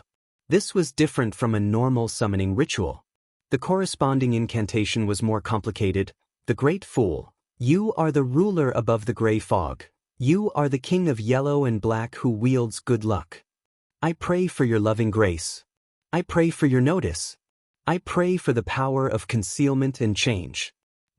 I summon in the name of the Great Fool, the Holy Spirit that sees through everything, the loving grace of the king of yellow and black, the traveler from the dream and mind." As the Jotun words echoed at the altar, the flames at the tip of the candles suddenly expanded, forming an illusory door covered in mysterious patterns. The door slowly opened and a woman wearing a pure white dress and silver mask walked out. She stepped out of the void and walked across the ground. Her hair was red and her eyes were golden. They were limpid and deep, as if they could see through everyone's hearts. This was Justice Audrey. She had used lie to change her height and a mask to conceal her main features. She came to the forsaken land of the gods, the city of silver in the form of a spirit body. In fact, the summoning ritual wasn't complicated at all. Klein had pulled Audrey's spirit above the gray fog ahead of time. He waited for the door of summoning to be established before helping her open it, allowing her to pass through and settle the entire matter. That also meant that the description of Holy Spirit that sees through everything could equally have changed to Sleeping Princess, the holder of the golden apple, the previous owner of the crystal slippers, and Justice Audrey would still be able to descend. This was dependent on who Klein allowed to pass through the door of summoning. After all, the key point of the ritual was to use the Fool's name for the summoning and using the power of Sapphira Castle to communicate with the forsaken land of the gods. The silver-masked Audrey secretly surveyed her surroundings. She sized up the lightning-lit sky, the darkness that spelled lurking danger, and the city of silver's chief, Colin Iliad. She then looked away and nodded at Little Sunday. "We can begin." As she spoke, she couldn't help but sigh at his height. Although this could be seen during the tarot gathering, it was still something that left her in a daze when she met him in real life. She remembered very clearly that the son was a few years younger than her. According to Loan's standards, he was definitely still underage. To her surprise, he was more than 2 meters tall. This made Audrey, who had used lie to deliberately increase her height, still have to look up. Without any hesitation, Derek relaxed his mind and cast his gaze at the golden potion placed on the altar. Gradually, he felt a little dazed as scenes involuntarily flashed across his mind. Scenes of his parents who remained alive inside the coffin, the silver sword that stabbed down hard, the blood that splattered and blinded his eyes momentarily. It was the heartwarming scenes of his family in the past. It was the city of silver that was on the verge of collapse in the darkness. They were teammates who supported each other and watched each other's backs. It was the elders standing in front of everyone, blocking the storm. It was the repeated curses, the hope he saw in the lightning amidst the darkness. It was a dream that had existed for more than 2,000 years. It was something that generations of people yearned for daily. The emotions that Derek was most unwilling to give up were very complicated. It contained his anger towards reality, the fondness of the past, the pain of his circumstances, the repression of history, and the desire to save the city of silver. Audrey slowly separated these emotions as though she had experienced the despair and sadness of the city of silver, experiencing their unity and sacrifices. Her golden eyes sometimes turned gloomy and heavy, while there were glints at other times, as if she had grabbed something and taken it in, yet she still remained lost. After a while, she saw the 12 white-winged angel of light. This was another response from Mr. Fool to the sun. Audrey seized the opportunity and attached all the intense feelings onto the angel phantom, preventing them from disappearing or undergoing a resurgence for a short period of time. By doing so, they didn't stay completely separate from Derek's body. "It's done." She didn't open her mouth, but instead allowed her voice to echo in his heart. At this moment, Derek's eyes became abnormally cold, as if he no longer knew what joy, sadness, pain, and depression were. He picked up the golden potion in front of him and poured it into his mouth. This was a demigod potion obtained from shattering the unshadowed crucifix. The sealed artifact that originated from the ancient sun god no longer existed. Of course, for Klein, anything he once possessed remained as enduring as the universe. A hot, violent liquid gushed down Derek's throat, instantly filling his entire body and occupying his soul. Rays of bright sunlight burst out from his body, washing away the remnants of his body's corruption and the heaviness of his soul. Derek's body became purer and clearer, like a Holy Spirit formed from pure light. His self-awareness and emotions were being purified and repelled. It wouldn't take long for him to only have the instinct to praise the sun. At this moment, Audrey no longer let the strong emotions that she had stripped from him remain attached to the angel projection. She guided them back towards Little Sunday. One scene after another surfaced in Derek's mind, causing him to experience abnormally complicated emotions. He once again experienced the pain of personally killing his parents, the despair brought about by the circumstances of the City of Silver, and the joy of receiving Mr. Fool's loving grace. This drilled deep into him, becoming a foundation of his mind world. It was very sturdy and very reliable, allowing him to withstand the last few rounds of the potion's cleansing forces. Finally, Derek opened his eyes. It was pure white. When he saw a ray of light in front of him, he instinctively extended his right hand in an attempt to grab it. However, the light quickly dimmed and extinguished. Derek was stunned for a moment before he clenched his right hand tightly. Beams of light rose up and enveloped the entire city of Silver. The legendary noon descended for a brief moment. All the residents of the city of Silver were stunned by what they saw. This was even more shocking than any of the previous demigods' advancement. Sunlight. It was sunlight that illuminated the entire city. After ending the summoning, Audrey returned above the gray fog. At that moment, Mr. Fool was no longer around. The ancient palace only had the world Gehrman Sparrow, who had planned on observing the ritual. "You don't seem to be in a good state?" asked Klein. Audrey sat down and smiled. "I'm just a little edgy, hesitant, and confused. That's very normal. Before truly making up one's mind, everyone would behave like this. There are countless people who retreat and regret their decision," Klein calmly said. Audrey didn't directly answer the topic at hand and instead said with a faint smile, "Ever since I became a spectator, I've always displayed what would be the most acceptable side to them in front of others, taking care of their most delicate emotions. This isn't a bad thing, but this way, I won't be able to know what I really look like in the eyes of others. I won't be able to unveil the gorgeous clothes and see the rotting flesh beneath me. I won't be able to figure out the problem.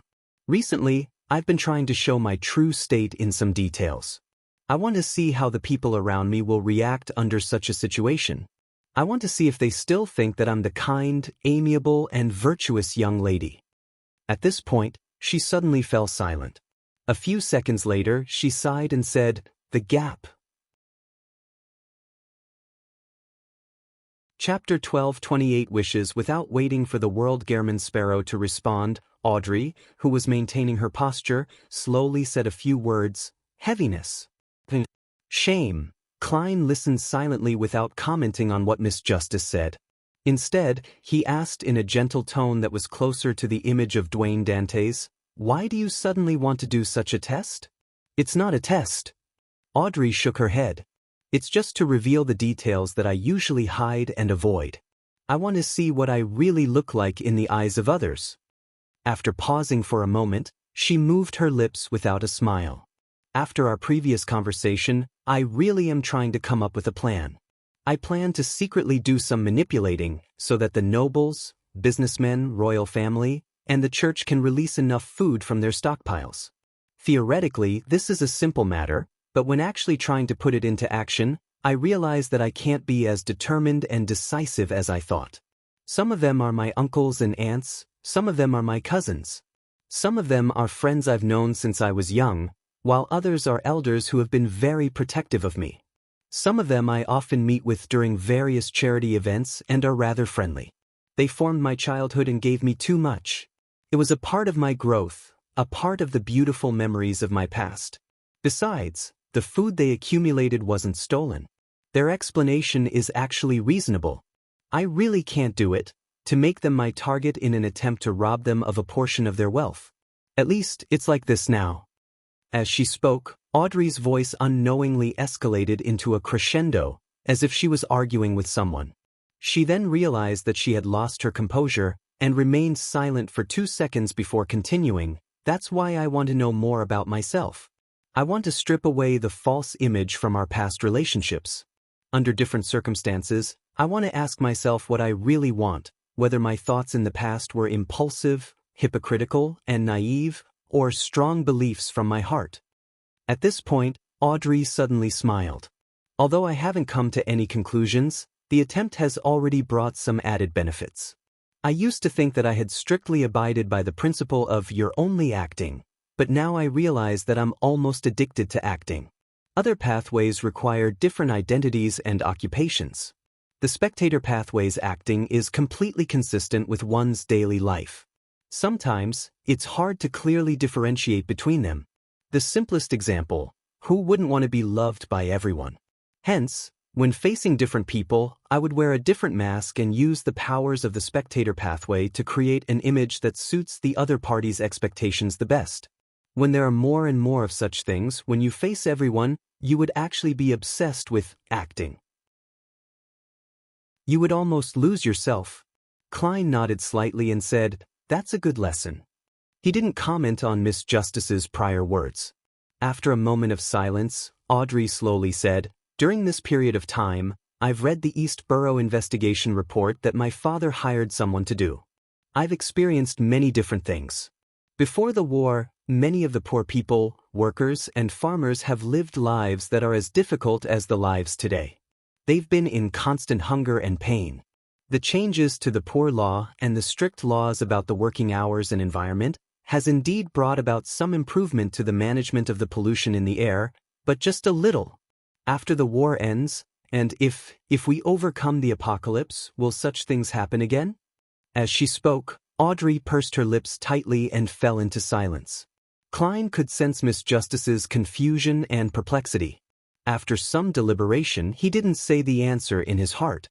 He said in a deep voice, "These questions of yours, including what you said about your true thoughts, require you to find the answers yourself. No one can replace you. I can only give you some advice. Go to the fields and take a look at the hard-working farmers. Go to the factories and take a look at the diligent workers. Go to the East District and experience them. Go to the library and read through the past newspapers and other related works." Audrey listened attentively and nodded seriously. "I will try." She immediately stood up and bowed towards the end of the long, mottled table. Although Mr. Fool had left, she believed that he was watching. Just as she was waiting for Mr. Fool to send her back to the real world, the world suddenly said, "Hold on." "Oh." Audrey expressed her curiosity with a nasal grunt. Klein looked at her and conjured a piece of paper. "This is the description of a mythical creature's character and behaviors. I hope you can provide me with some help. Based on this analysis, determine what kind of reactions he will carry out in different situations." "All right." Audrey did not refuse and agreed. After she took the piece of paper and finished reading the content, Klein deliberated and said, "Regarding what you just said, I have another suggestion. There are two types of questions that you have. Some of them are indeed very pressing, while the others are not. You can wait for things to calm down and do a deeper investigation. Well, once a person is anxious, they will easily make mistakes. It's best you be clear about the differences." Audrey thought for a moment and nodded solemnly. "I understand." After responding, she suddenly laughed. "I thought you called me at the last moment to give me your blessings, hoping that I will still love this world after seeing the world as it is." Klein was first taken aback before he asked with a smile, "You seem to have read a lot of Emperor Rozel's novels." "He's an outstanding novelist and also a very complicated and contradictory person," Audrey said with a faint smile. Klein nodded indiscernibly and spoke slowly. "If I wanted to give you my blessings, I wouldn't have said that. I would have said, I hope that you will still love your family and friends after seeing them as they are." Audrey was taken aback as her lips quivered, as though she was repeating the words. After a few seconds, she closed her eyes and said with a slightly hoarse voice, "Thank you." Sonia C. In the waters of the Rorstad archipelago. The Blue Avenger led a pirate fleet through the battlefield that was ravaged by war. Suddenly, a huge fireball flew over from nowhere. Intertwined silver beams split apart the surface of the sea, creating a passageway that didn't originally exist. Surrounded by the massive waves on both sides, it pointed straight at the Blue Avenger. Alger Wilson, who was standing at the bow, raised his right hand without a change in expression when he saw this scene. A violent hurricane suddenly appeared, sweeping up the azure-blue seawater and curling up the silver rays, like a long snake that shot into the sky, colliding with the huge fireball. Boom! The water splashed down like rain. Alger immediately locked onto a battleship, opened his mouth, and let out an angry roar. With a boom, the boat was suddenly lifted into the air by a ferocious wave. Taking advantage of this opportunity, the Blue Avenger's cannons automatically fired as a series of salvos echoed continuously. Realizing that the Beyonder on the other party's warship was trying to use the force of the fireball's detonation to allow the ship to drift sideways, Alger suddenly pulled down his right hand. A thick bolt of silver lightning struck down, charring the Beyonder's body as he constantly convulsed. Boom, boom, boom. As artillery shells hit their target, the ship disintegrated in midair. At that instant, Alger felt a little dazed. He couldn't help but look down at his right hand. This is the power of a cataclysmic inter. Is this how it feels to be a demigod? He sighed in his heart in a somewhat intoxicated manner before quickly snapping back to his senses. He got the Blue Avenger to pursue the enemy. An hour later, the intense sea battle was over. Lone's side had once again secured the Rørsted archipelago. Alger was in a rather good mood. After returning to the port on the Blue Avenger, he called the sailors down and headed for one of the few bars that still remained open for business. Lone had already issued an alcohol ban during wartime as a way to add to the food rationing efforts. But to sailors, alcohol was indispensable. Therefore, in the area controlled by the Church of the Lord of Storms, the restrictions in this area weren't too strict. Furthermore, the Rørsted archipelago had plenty of produce and there weren't too many people. The shipping lines were under control, so their food supply hadn't been disrupted. After walking for a distance, Alger's gaze suddenly froze. The street in front of him had been hit, and many houses had already collapsed. One of them had a huge crater in a concrete field, while the four-story building beside it was left in ruins. The smile on Alger's face gradually disappeared. On Monday afternoon, 3 p.m. Backlund time, dark red beams of light shot up from both sides of the long bronze table, coagulating into blurry figures. After all the members bowed to Mr. Fool, the gathering's transaction segment began since there weren't any more Roselle diary pages or accumulated questions. Emlyn immediately sat up straight and surveyed the area. "Ladies and gentlemen, I have a commission. Which shaman king do you wish to hunt?" Katlia asked according to her understanding of Mr. Moon. Emlyn took 2 seconds to digest her question. He maintained his elegant smile and said, "You guessed correctly." Katlia nodded slightly and said, "What kind of payment can you provide?" Emlyn was once again at a loss for words, a little embarrassed to say what he had prepared to say. At this moment, the world at the bottom end of the long bronze table suddenly said, "You found someone from the Rose School of Thought Temperance faction to cooperate with?" Emlyn heaved a sigh of relief. "That's right. Then I can take on this commission." As this was related to Miss Messenger, Miss Sharon, and Marek, Klein controlled the world to take the initiative to accept the mission. Of course, this requires a certain medium. Without waiting for Emlyn to respond, he made Gehrman Sparrow look at Miss Magician. "Make some preparations in advance?" Furs, who had been watching the entire thing play out like a performance, wore a blank look on her face. Chapter 12:29 Collective Wisdom. Seeing that Miss Magician had yet to react, Klein made the world add, "You don't need to be there. Just summon my historical projection in advance." "All right." Furs nodded hurriedly. At that moment, because Gehrman Sparrow had accepted his mission, Emlyn clearly relaxed. From what he knew, this meant that the success rate of the matter had skyrocketed. In the next second, the world looked at him and hoarsely asked, "What kind of payment can you provide?" Emlyn fell silent for 2 seconds before saying with his eyes darting upwards slightly, "Once I become a shaman king, I'll provide a free promise on similar matters. Also, I only want the shaman king's Beyonder characteristic. The members of the Rose School of Thought Temperance faction should have a clear goal. The rest will be yours." Mr. Moon isn't very stolid. He doesn't have much confidence. Through his actions and words, Audrey came to a conclusion. This fellow, Emlyn, has learned how to use consumption loans. Klein secretly laughed and made the world indifferently reply, "It looks like you can only afford a demigod like me. If Mr. Moon can provide a large amount of food, I don't mind participating." Justice Audrey mumbled inwardly. However, she didn't need to say anything to know what Mr. Moon would say. Why would we sanguine be hoarding so many snacks? To the sanguine, their staple was the blood of humans with abundant spirituality. Bread and meat products were all non-essentials. Seeing that the World Gairman Sparrow didn't reject his offer, Emlyn secretly heaved a sigh of relief. "What other requests do you have? I'll try my best to fulfill them." Gairman Sparrow thought for a moment before saying, "Give me a mystical item or a sealed artifact that can greatly increase the wielder's spirituality for a short period of time." This was for Miss Magician, allowing her to maintain the historical void projection for a few more minutes. And there was no doubt that the moon domain had such beyonder powers. For example, the Scarlet Scholar could create a full moon state, allowing their spirituality to be enhanced. Phew. Emlyn quickly nodded. "All right, no problem." Seeing that the human and vampire had come to an agreement, Furs hurriedly raised her hand and said, "No full moon." That way, ignoring the enhancement of her spirituality, she would be considered lucky if she didn't die on the spot. After all, the higher the sequence, the clearer one could hear Mr. Door's ravings. Furs had long since advanced from Sequence 6 Scribe to Sequence 5 Traveler.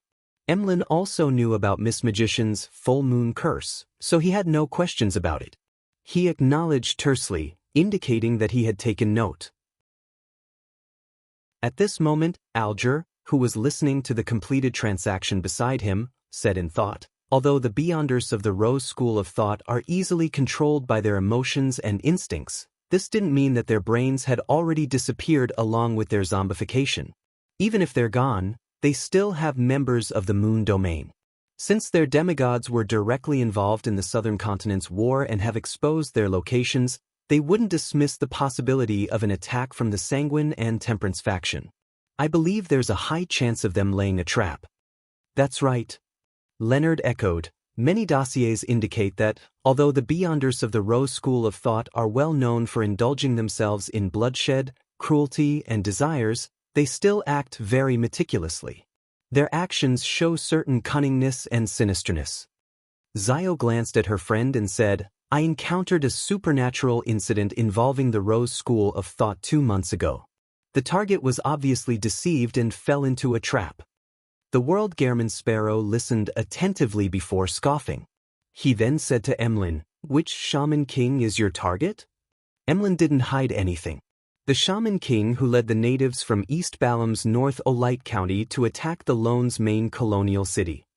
Upon hearing this, a thought flashed across Klein's mind. The Mother Tree of Desire doesn't seem to want the goddess to control the uniqueness of the death pathway. She was driving the natives and using the war to waver the fundamental faith of the Church of Evernight in the Southern Continent. As this thought flashed through his mind, he made the World Gairman Sparrow look at Emlyn and chuckle. "Then my target will be another Shaman King. This has nothing to do with your operation." There was no need for him to be too direct. Emlyn, Catlia, and company quickly understood his plan. This was a simple plan. Gairman Sparrow hunted another Shaman King and took the initiative to step into a trap to attract the hidden forces of the Rose School of Thought. And at that moment, the Moon and the Rose School of Thought's Temperance faction would take the opportunity to attack the real target. "Isn't this too dangerous?" Emlyn subconsciously replied. The danger was of course directed to Gairman Sparrow, who would be walking into a trap. The World Gairman Sparrow replied very calmly, "It will just be a historical projection. If he dies, so be it." Upon hearing such an answer, Emlyn, Leonard, and the other members of the Tarot Club were at a loss as to what expression to show as a response. It was unknown if they should reflect on the fact that Sequence 3 demigods were different, or be envious that scholars of yore had such beyonder powers. Klein continued to let the world speak. "If the Rose School of Thought has any doubts about my sudden attack, and only divert a portion of their strength to stop me so as to still maintain a relatively complete trap, then I will try to hunt that Shaman King seriously and turn the false target into the true target. After all you want is the corresponding items. You don't care who the original owner is." A simple but effective plan. The key point is that Gairman Sparrow has to have a strength that exceeds his limits, one that can put up resistance even when facing an angel. Audrey learned from him seriously and evaluated this inwardly. Emlyn no longer had any doubts. After some thought, he said, "Before the official operation, I need to meet with the members of the Rose School of Thought Temperance faction to finalize the details." The World Gehrman Sparrow nodded and said, "Make arrangements for it." After the exchange, Klein made the World Conjure a paper stack and distributed it to the members of the Tarot Club. "Some existences, and I will be dealing with a mythical creature. You can raise your opinion and share your thoughts."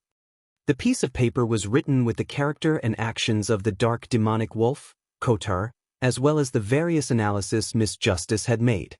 He hoped that he could find inspiration through different people with their different personalities and knowledge. Mythical creature? The world has set his sights on mythical creatures? Alger, who had been much quieter than usual, couldn't help but look at the bottom end of the long bronze table.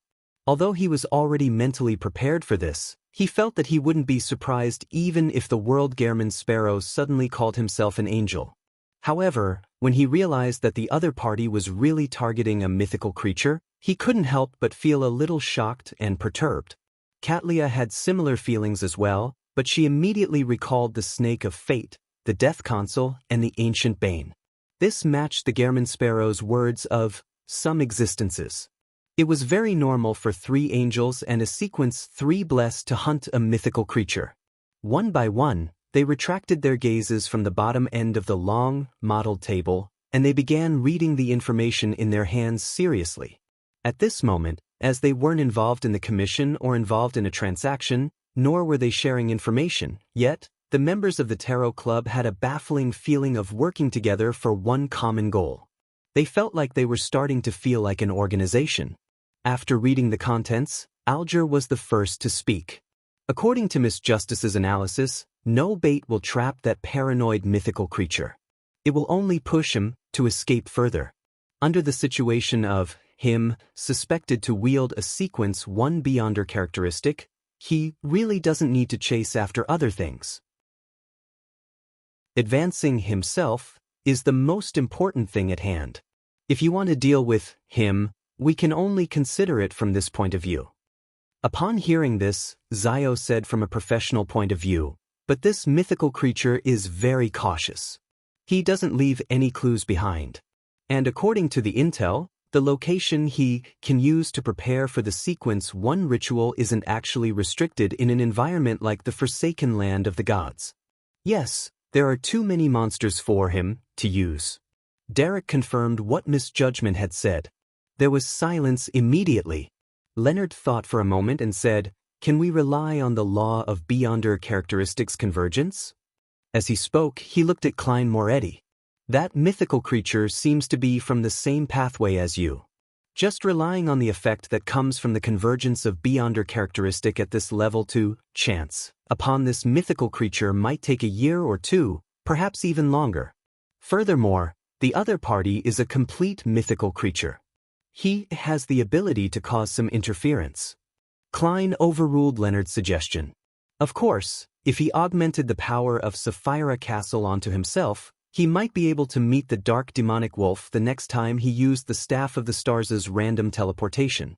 However, the problem was that if that happened, the chances of a coincidental encounter with Amon would be much, much higher.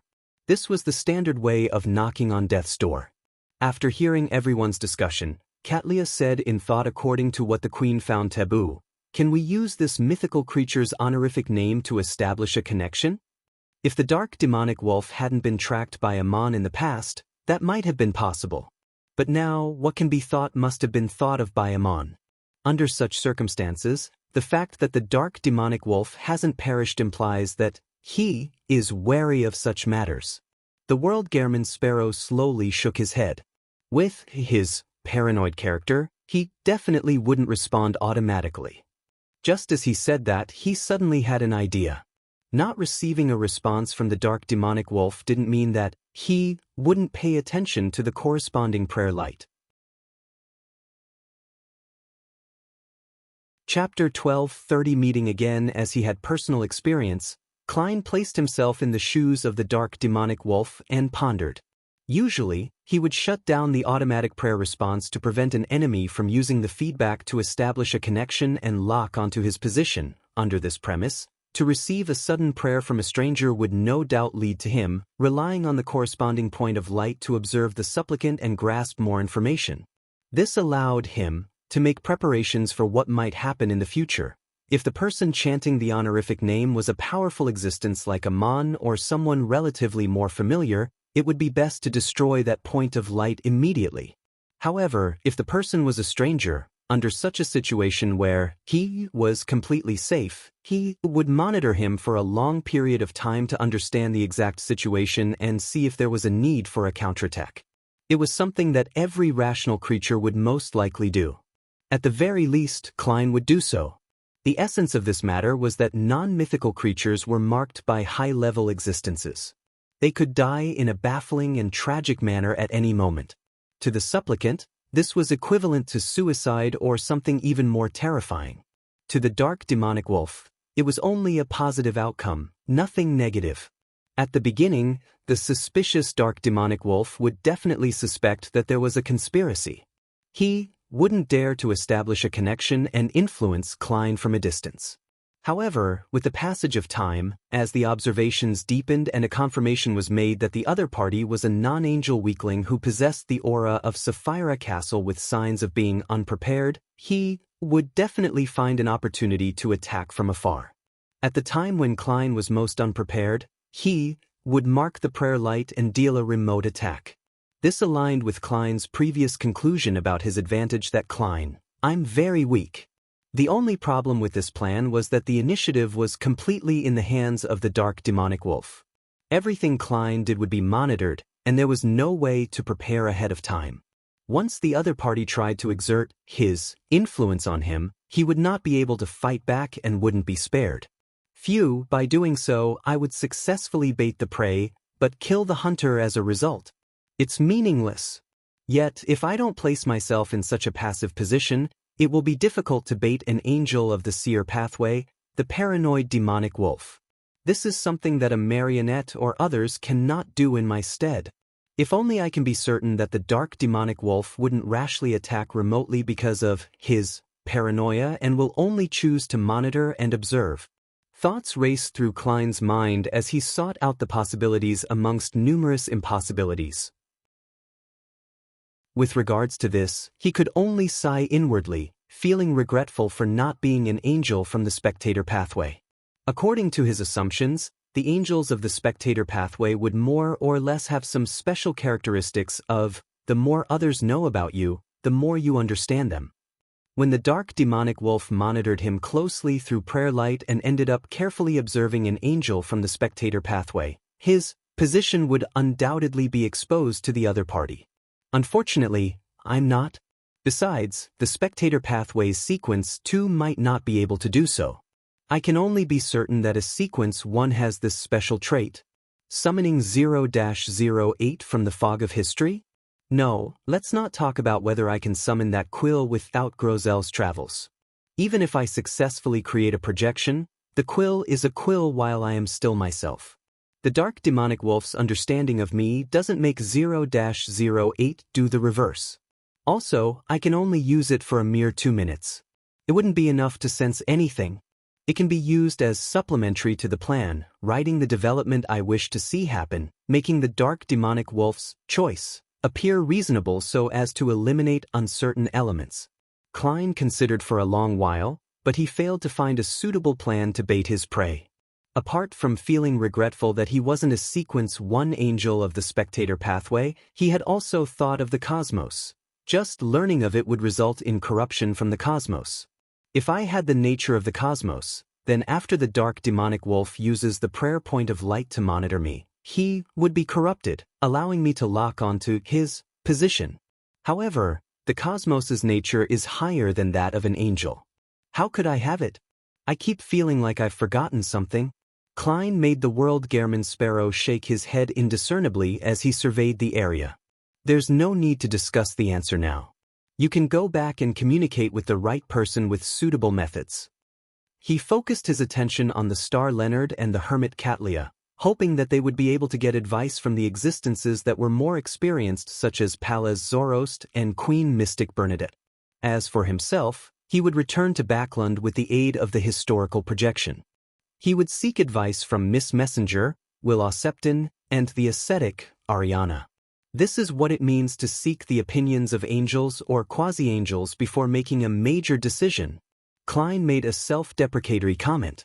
When Leonard and Katlia heard that, they nodded in unison. All right.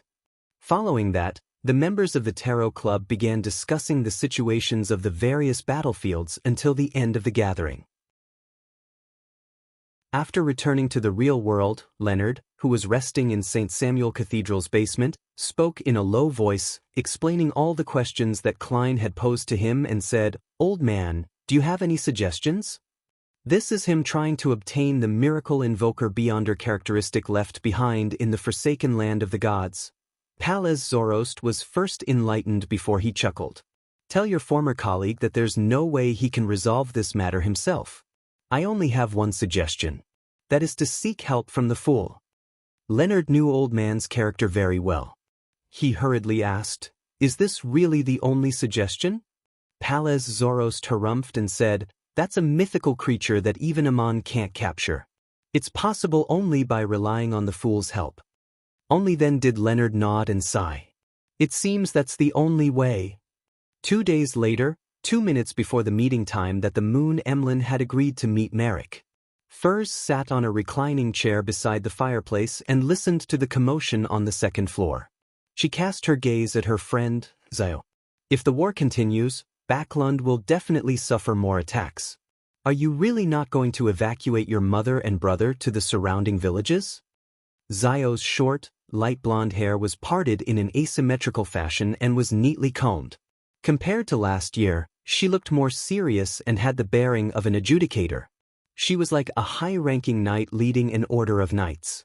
She hesitantly said, "The population in the surrounding villages has reached its limit. Besides, I can still get enough food from MI9 now." Having said that, she paused and said, "If the flames of war really reach Backlund, take them, traveling, to Intis and Fainapotter. It seems that's the only way." Just as Furs was about to mention the matter of her buying food in Intis a few days ago, she suddenly heard the alarm ring. She shivered and suddenly sat up straight. She stretched out her right hand, which was wearing a red string, and grabbed into the air. Her arm sank as she pulled out Gehrman Sparrow, who was wearing a silk top hat and a black trench coat without glasses. The cold adventurer's eyes rolled and gained consciousness, reducing the amount of spirituality that Miss Magician had to expend. He nodded gently as he made the glove on his left hand become transparent.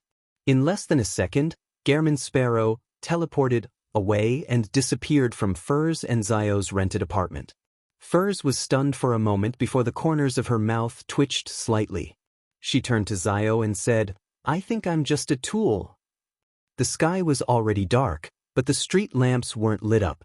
Only the crimson moon illuminated the entire city. When Klein arrived at the agreed-upon place, he looked around and saw the unusually cold streets, the burning marks on the walls, and the collapsed buildings not far away for a few seconds. Just based on what he saw, Backlund was desolate and dilapidated. It even had the smell of gunpowder wafting through the city. At this moment, Emlyn White walked out of an alley and nodded at the crazy adventurer. According to Gehrman Sparrow's instructions, he didn't say a word or bow. To prevent any delay in whatever precious time Gehrman Sparrow had, he led him to a nearby house and knocked on the door rhythmically. With a creak, the door opened automatically, revealing a dark environment blanketed with faint moonlight. The moment Emlyn and Klein entered, they saw the white shirt and black-vested Merrick sitting on the sofa. The door behind them seemed to have a life of its own as it slammed to a close. After taking a glance at him, Emlyn smiled and pointed at him. "This is my partner, Mr. Gehrman Sparrow." Just as he finished speaking, he suddenly realized that the way Merrick looked at him was even odder, as though he was examining an idiot. "Long time no see." Merrick immediately stood up, pressed his hand to his chest, and bowed at Sherlock Moriarty. Since the other party didn't appear in the image of Sherlock Moriarty, he definitely wouldn't take the initiative to mention such matters. "Long time no see." Klein took off his hat and surveyed the area. "Miss Sharon, please come out for the discussion. I have limited time." As he spoke, he took out a silver adventurer's harmonica and blew into it. A figure wearing a dark and complicated long dress holding 4 blonde, red-eyed heads walked out from the void. The messenger summoned by the harmonica's historical projection was an objective existence. It didn't increase the spirituality burden of furs. At the same time, Merrick nodded and said, "All right." He cast his gaze on the high stool on the other side of the room. Emlyn looked at the wraith in a daze, then at Gehrman Sparrow and the spirit world creature he summoned. For some reason, he felt like he had been ostracized and didn't belong here. And on that high stool, a figure quickly outlined itself. Her skin was fair like a doll, and she wore an exquisite black regal dress and a small bonnet of the same color. Her blonde hair and blue eyes were slightly pale in color. Chapter 12:31, Visiting. Everywhere Emlyn subconsciously looked at the high stool on the other side of the room and saw the exquisite doll. His eyes immediately revealed a look of amazement, admiration, ardor, and other mixed emotions. He opened his mouth and almost blurted out the question of where he could buy such a doll and who was the master behind this piece of work. However, he was already an adult and had experienced plenty of things. He knew that bringing up such a question was very impolite, so he planned to find an opportunity to ask after the discussion on serious matters were finished. Sharon frowned indiscernibly as her body floated up.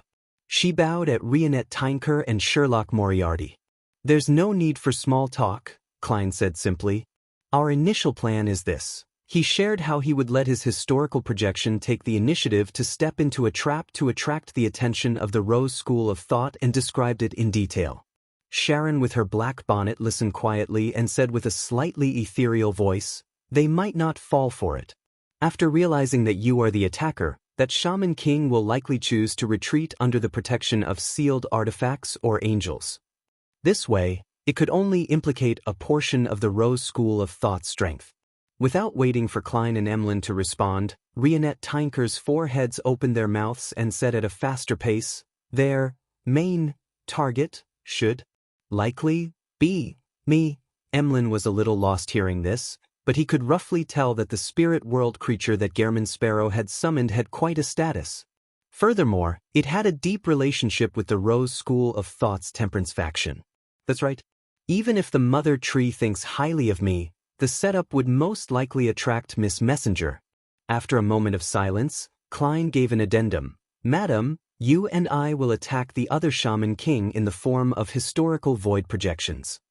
Gehrman Sparrow is very respectful towards this spirit world creature. Just as this thought flashed through Emlyn's mind, he saw the 8 eyes on the forehead sweep at him. He shivered and instinctively joined in the discussion. Can this fool those from the Rose School of Thought? Since Klein had suggested that, he must have thought of a corresponding solution. "I have an item that can be lent to Miss Tynker." Having said that, he looked at Rionette Tynker and said, "That item can mimic the Beyonder powers that surface in your mind. I hope you can use it to summon your past self, then move yourself into a concealed state and inject your consciousness into the projection. This way, the Rose School of Thought won't be able to discover anything abnormal in a short period of time. It's very likely that they will fall for it and gather all their strength to surround and kill you and me, allowing Miss Sharon and Emlyn to find a chance to launch a surprise attack. If they're more cautious than I thought." Klein paused for a moment before revealing a smile. "In that short period of time, if you join forces with me in your peak condition, there is a chance of killing the Shaman King despite him being under the protection of a sealed artifact. Now, the main point is, do you know enough about the Beyonder powers to summon historical void projections, as well as entering into a concealed state? I can demonstrate the former to you, but I will think of a way for the latter." Rionette Tynker's four heads shook up and down at the same time.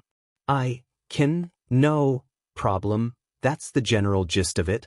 You can confirm the details in the next few days." Klein silently estimated the time, as if he made his delivery succinct. Sharon nodded indiscernibly and said, "The most important thing is intel. Teacher can provide a portion of it. The rest can be obtained through magic mirror divination." Merrick echoed, "I remember the symbol you drew back then." She also remembered that the question posed by the hidden existence didn't violate much of her privacy and didn't bring about too much shame. Emlyn thought for a moment and carefully asked, "How do we communicate on both sides? If we can't grasp the timing accurately, the plan will definitely fail." The Blood Clan's Oath of Rose was unable to transmit what they saw and heard at such a great distance. Sharon glanced at Rionette Tynker and said, "Teacher's main body can stay on our side. 10 seconds after she enters a concealed state, we will take action. Once she exits the concealed state, we will immediately leave regardless of whether we succeed." Emlyn jumped in fright as he instinctively turned his head to look at Gehrman Sparrow. He remembered very clearly that she was summoned by Mr. World. How terrifying! Emlyn didn't know if he was referring to the spirit world creature or Gehrman Sparrow.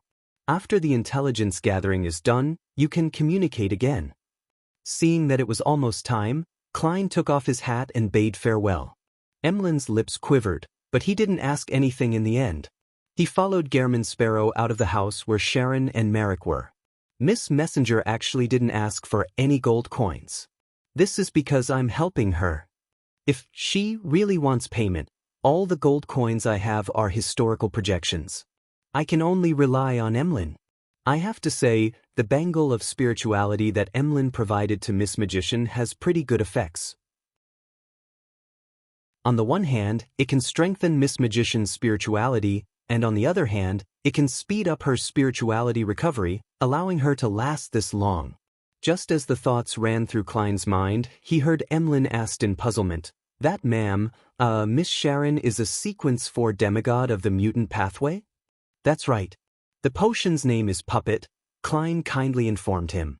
Emlyn was instantly enlightened as he fell silent for 2 seconds before saying with a complicated expression, "If only she didn't speak or move, then she would be perfect." If it wasn't for the fact that a clown could be described as a master in terms of expression management, Klein nearly spewed a mouthful of water at Emlyn. He thought that the other party would praise Miss Sharon's beauty and doll-like characteristics, showing his infatuation and fervor, but in the end, I can't understand what's on this fellow's mind. After controlling his urge to spew out whatever was in his mouth, Klein sighed inwardly. Emlyn glanced at him and seemed to have guessed what he was thinking. He scoffed and said, "Which 2 things do you like the most?" With Gehrman Sparrow's character, he wouldn't have answered such a mundane question. However, he was still Sherlock Moriarty, a friend of the vampire in front of him. After some thought, he walked into the alley and casually said, "Money and delicacies. Then, I'll give you a stack of edible gold pounds. Would you like it?" Emlyn asked further as he walked beside Gehrman Sparrow without any fear of the crazy adventurer like Miss Magician. Klein imagined it and felt that this would taint the value of the gold pounds, but also cause the delicacies to lose their attractiveness. Hence, he slowly shook his head. "So," the corners of Emlyn's mouth curled up. "Although I also like exquisite, beautiful dolls and pure girls, if they were to combine together, it would inevitably make me find it a little odd. Yes, I believe that every doll of mine has their own character and story. If they suddenly come to life and not be like what I imagined, I would be very disappointed and worried. Of course, if I had the chance to obtain the puppet potion and sprinkle some on all my puppets, I might try it." As Emlyn spoke of his contradictory thoughts, he acted like a philosopher. If Miss Justice were here, she should be able to analyze Emlyn's mental state from such a reaction. Before he could respond, Klein's figure instantly faded and vanished. In the rental apartment where Furs and Zio lived. In front of the fireplace, Furs leaned back against the reclining chair with a pale face. She pulled up the wool blanket covering her body and, with the help of cogitation, entered a deep sleep. 2 hours later, she woke up feeling energized, but there was still some fatigue on her face. This Miss Magician took a slow, deep breath and extended her hand again, pulling Gehrman Sparrow out of the air in front of her. Half of her demigod-level records were the summoning of historical void projections. Klein glanced at her. This time, without even nodding his head, he directly teleported out of the house and entered an empty room in a hotel. 2 hours ago, he had been busy with Emlyn and Miss Sharon's matters. This time, he had returned to Backlund for himself. Without wasting any time, Klein immediately took out the adventurer's harmonica and blew it. When Miss Messenger stepped out of the void once again, Klein recounted how he wanted to hunt the dark demonic wolf and finally asked, "Do you have any suggestions?" Rionette Tinker's 4 blonde, red-eyed heads bobbed up and down at the same time. Sapphira Castle. In essence, it's the same as Pallas Zorost's answer. Klein pressed curiously, how? I don't know. Rionette Tinker's 4 heads answered in unison. Klein silently exhaled and thanked her. Sorry to trouble you. You can leave now. The blonde, red-eyed heads held by Rionette Tinker immediately replied, Bill, records, for 1351, September, for German. Sparrow, owes, me, 1, gold coin. With that said, she turned transparent and returned to the spirit world. Klein was stunned for 2 seconds before he slowly took out his wallet from his inner pocket and picked up a paper crane. I have some questions to ask of you. He wrote on the paper crane he carried with him. After doing all of this, Klein lay on the bed and fell asleep. In the hazy dream world, he once again saw Will Septon, who was lying in a black pram and wrapped in silver silk. You're already over a year old. Do you still think you're a baby that's a few months old? Pretending that he didn't see him sucking his fingers, Klein quickly described his conundrum. The plump Will Septon retracted his thumb and sized up Klein. Isn't the answer obvious? Ah. Klein was pleasantly surprised and puzzled. Will Septon smiled and said, You must have been eating too few desserts recently, causing your memory to be bad. Do you still remember what happens to a beyonder below an angel of the fate pathway when they see you directly? Klein's eyes lit up. Chapter 1232 Comparison Experiments. After becoming a demigod and gaining some level of control over Sapphira Castle, Klein was able to prevent its aura from permeating out into the real world and augmenting him. This made him stop considering similar problems. After all, this would result in abnormalities, causing him to be recognized by the beyonders of the fate pathway at a glance. It was rather unsafe. And at this moment, once he received Will Septon's reminder, he felt that it opened up new possibilities. When I was only a subsidiary to Sapphira Castle and only had the right to use it, the aura and projection of Sapphira Castle made a saint of the fate pathway not dare to look at me directly. I was equivalent to a mythical creature in the eyes to the corresponding low and mid-sequence beyonders. Now that I have initial control over Sapphira Castle, there's a high chance I can make the effects better. This can affect angels who are complete mythical creatures themselves. Sapphira Castle's level reaches that of sequence 0 at the very least? Yes, according to my deductions, it might even be higher than sequence 0. It has the trait that just knowing of it will result in corruption? Klein's mind whirred with activity as though streaks of lightning were flashing across his mind. He quickly made up his mind. After returning to the forsaken land of the gods, he would find the monsters in the depths of the darkness and do some experiments with the marionettes in the fog of history, so as to deduce if his idea worked. He smiled and said to the 1-year-old child in the black pram, I understand what you mean. I'll get someone to send you ice cream soon. Will Septon, who was wrapped in silver silk, slowly turned his head and looked to the side. No, there's no need. I've been eating too much ice cream during this period of time, and it's starting to affect my body's development.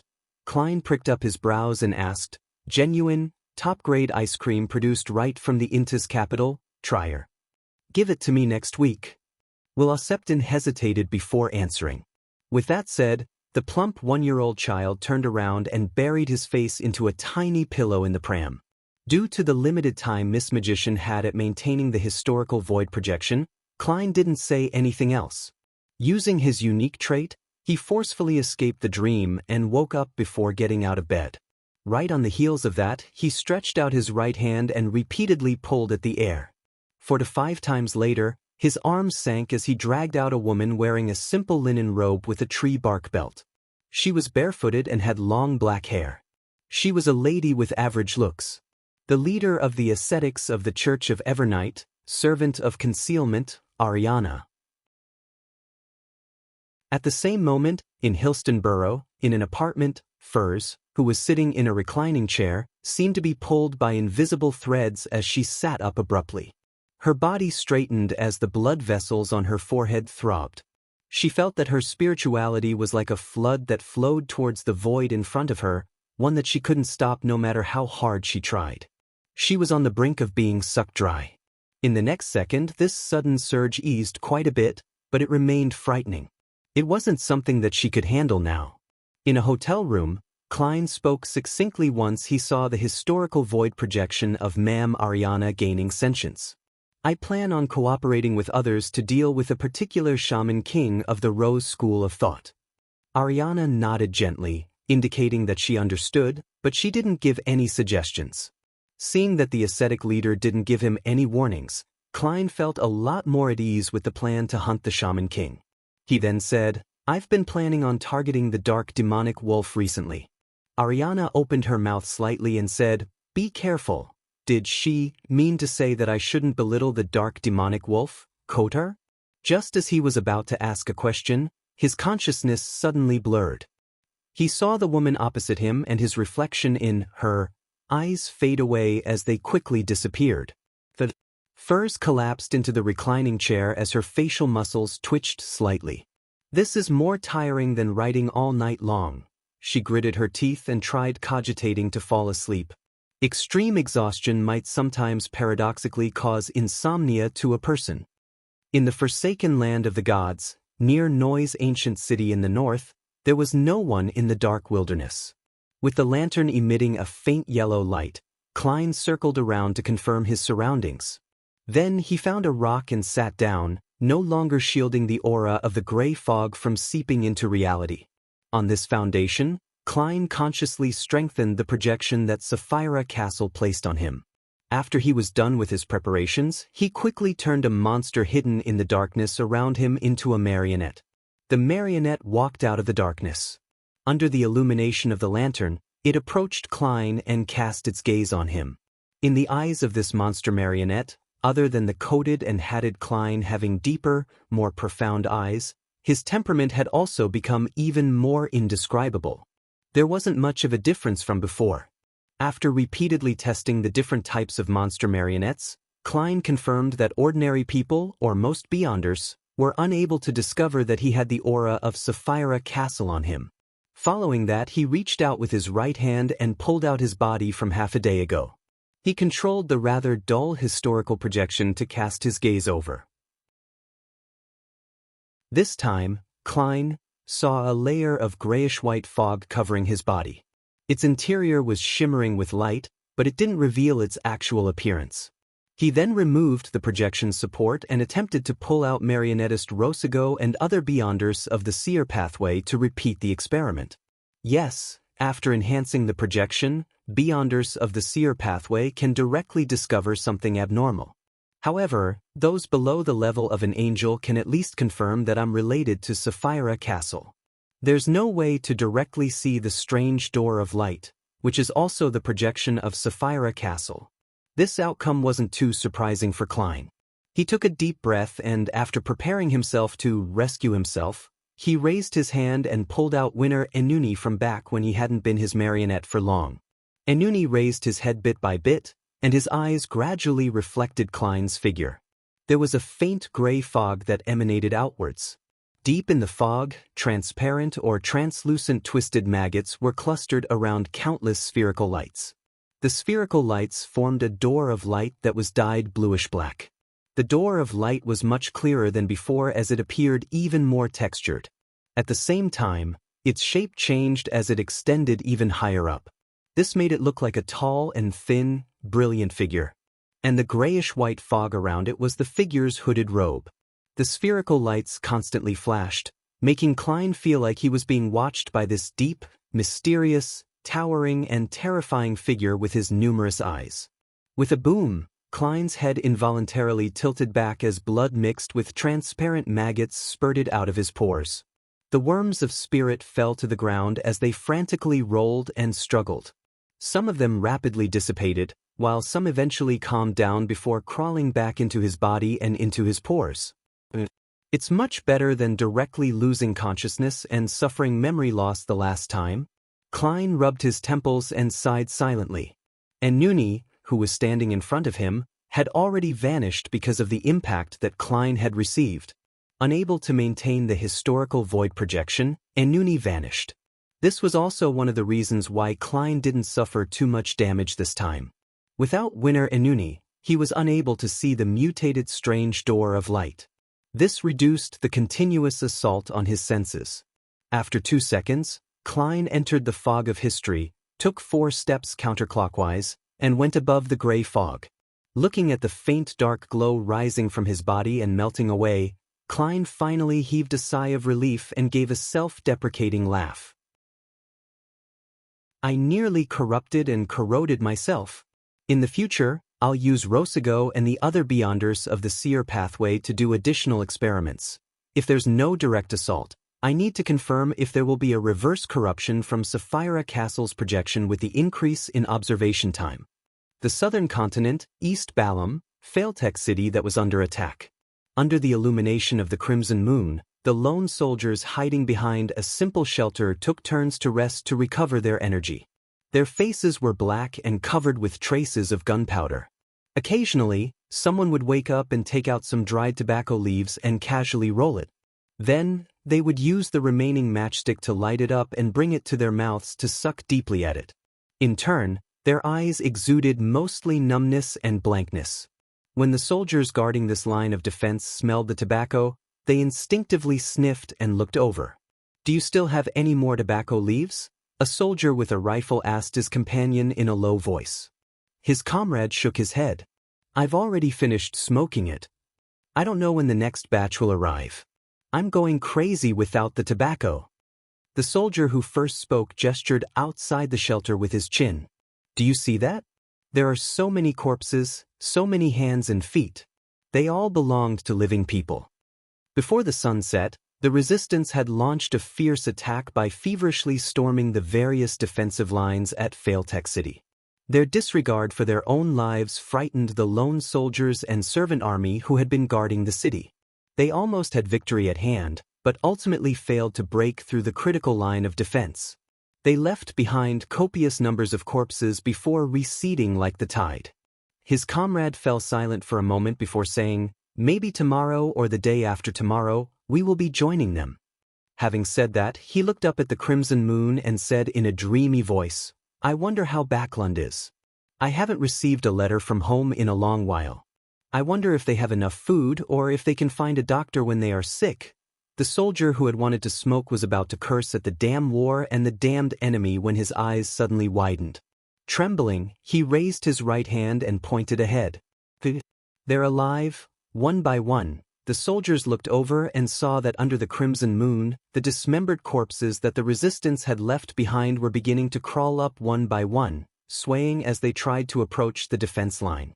In the distance, a mysterious hooded person in black robe with embroidered crimson patterns stood behind the resistance and spread out his arms slightly. The spirituality of the entire battlefield was rapidly being nourished. Chapter 12:33 Two spots. Ever since the war became prolonged, the lone soldiers had seen countless unnatural phenomena. It happened so many that they were somewhat numb to it. However, the scene of the dismembered corpses crawling up remained a shocking scene. It left them horrified and confused. They felt as though they were unable to survive the impending disaster and would eventually become zombies. Of course, there was a reason why they were able to maintain their morale after seeing such unnatural phenomena. Just as they were feeling extreme fear, a series of chants sounded from behind them. Lacking clothes and food, they have no shelter in the cold. The Evernight did not forsake them, but bestowed them with love. The holy and sympathetic prayer reverberated across the entire defense line, causing the fear in every soldier to quickly dissipate, their bodies and minds turning tranquil. Then, a number of the soldiers followed orders and moved out cannons covered in silver patterns. They adjusted the muzzles and aimed at the dismembered corpses that were rushing at them. Boom, boom, boom. Sparks flew as shells landed in different spots on the battlefield, exploding and emitting a thick darkness. The dismembered corpses collapsed, the strength within them vanishing. Otherwise, they were directly destroyed, returning to their eternal slumber. The mysterious black-robed man behind the resistance army raised his arms upon seeing this, as though he was hugging the crimson moon. At that moment, his body suddenly turned incorporeal. His body dyed a faint red as he transformed into a hazy ray of moonlight. The moonlight shattered instantly, turning into red scales before dissipating in place. Moonlight transformation. This was a beyonder power that a Sequence 5 Scarlet Scholar of the Apothecary pathway possessed. To a Sequence 4 Shaman King, it was almost instinctive. And at the spot where the Shaman King had been, a figure quickly outlined itself. It was a huge cloth doll. It had blonde hair and bright red eyes, and wore a long black Gothic dress with countless mysterious patterns engraved on it. Swirling around it was sinister vines. Its skin had a luster that no human should possess. Rionette Tinker. She had used the Staff of the Stars to summon herself back when she was in perfect condition. Of course, the Staff of the Stars that was lent to Miss Messenger was the real one. Klein had brought it back to the real world from above the gray fog ahead of time. If that wasn't the case, it would be equivalent to Klein's historical projection summoning a Staff of the Stars projection. Then, the projection of the Staff of the Stars would summon Rionette Tinker in her peak state. The whole burden would be placed on Furs, causing her spirituality to be quickly drained. A solution to this problem was to temporarily lend the actual Staff of the Stars to Rionette Tinker.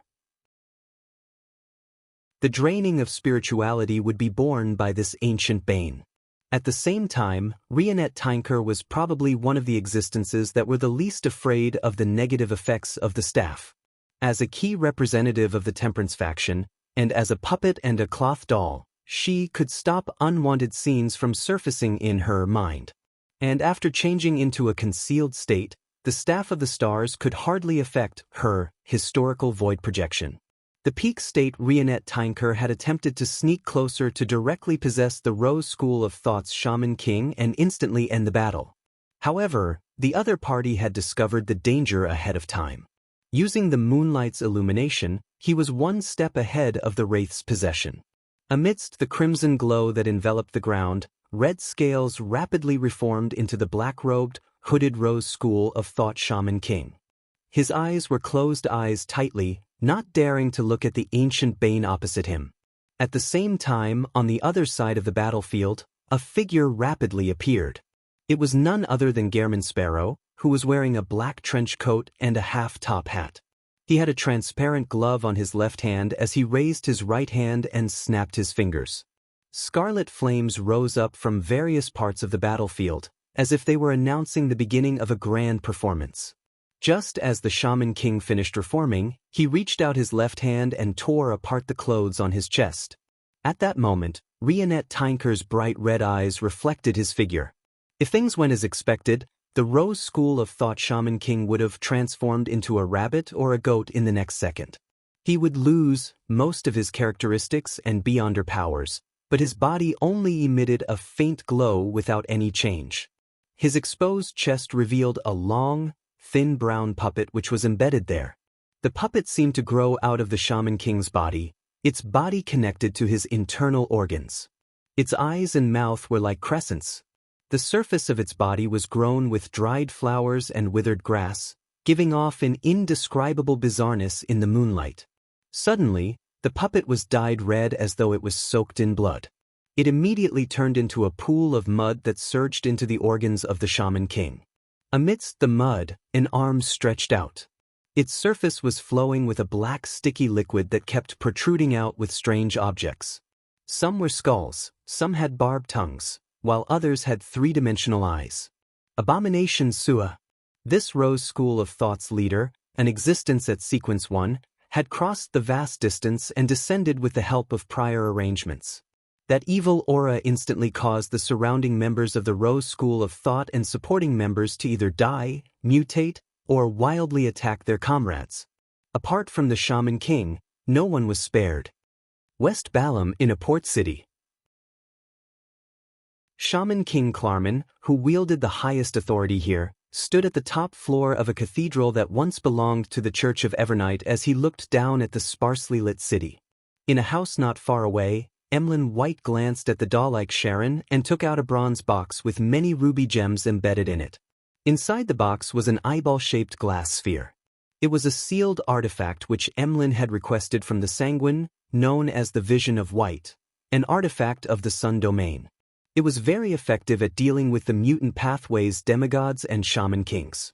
It could even be considered able to restrain them in certain aspects. Of course, it wouldn't feel any sense of pity and kindness just because Emlyn and Sharon were Beyonders on its side. Upon seeing Sharon nod slightly to indicate that there were no problems, Emlyn's body phased away as the moonlight that shone into the room, and he disintegrated into a series of colorful red scales. At the apex of the nearby cathedral, Klarman was pacing back and forth with his puffy, black and white hair. He sneered at the city's nighthawks and mandated punishers for moving the lone citizens and all the sealed artifacts away ahead of time. If the group consisted only of Beyonders, it wouldn't be impossible to escape, but with so many ordinary people, how can you effectively move without being noticed? There's no need for me to send people to track you. Simply locking down the surrounding docks and food supplies is enough to break you down without my interference.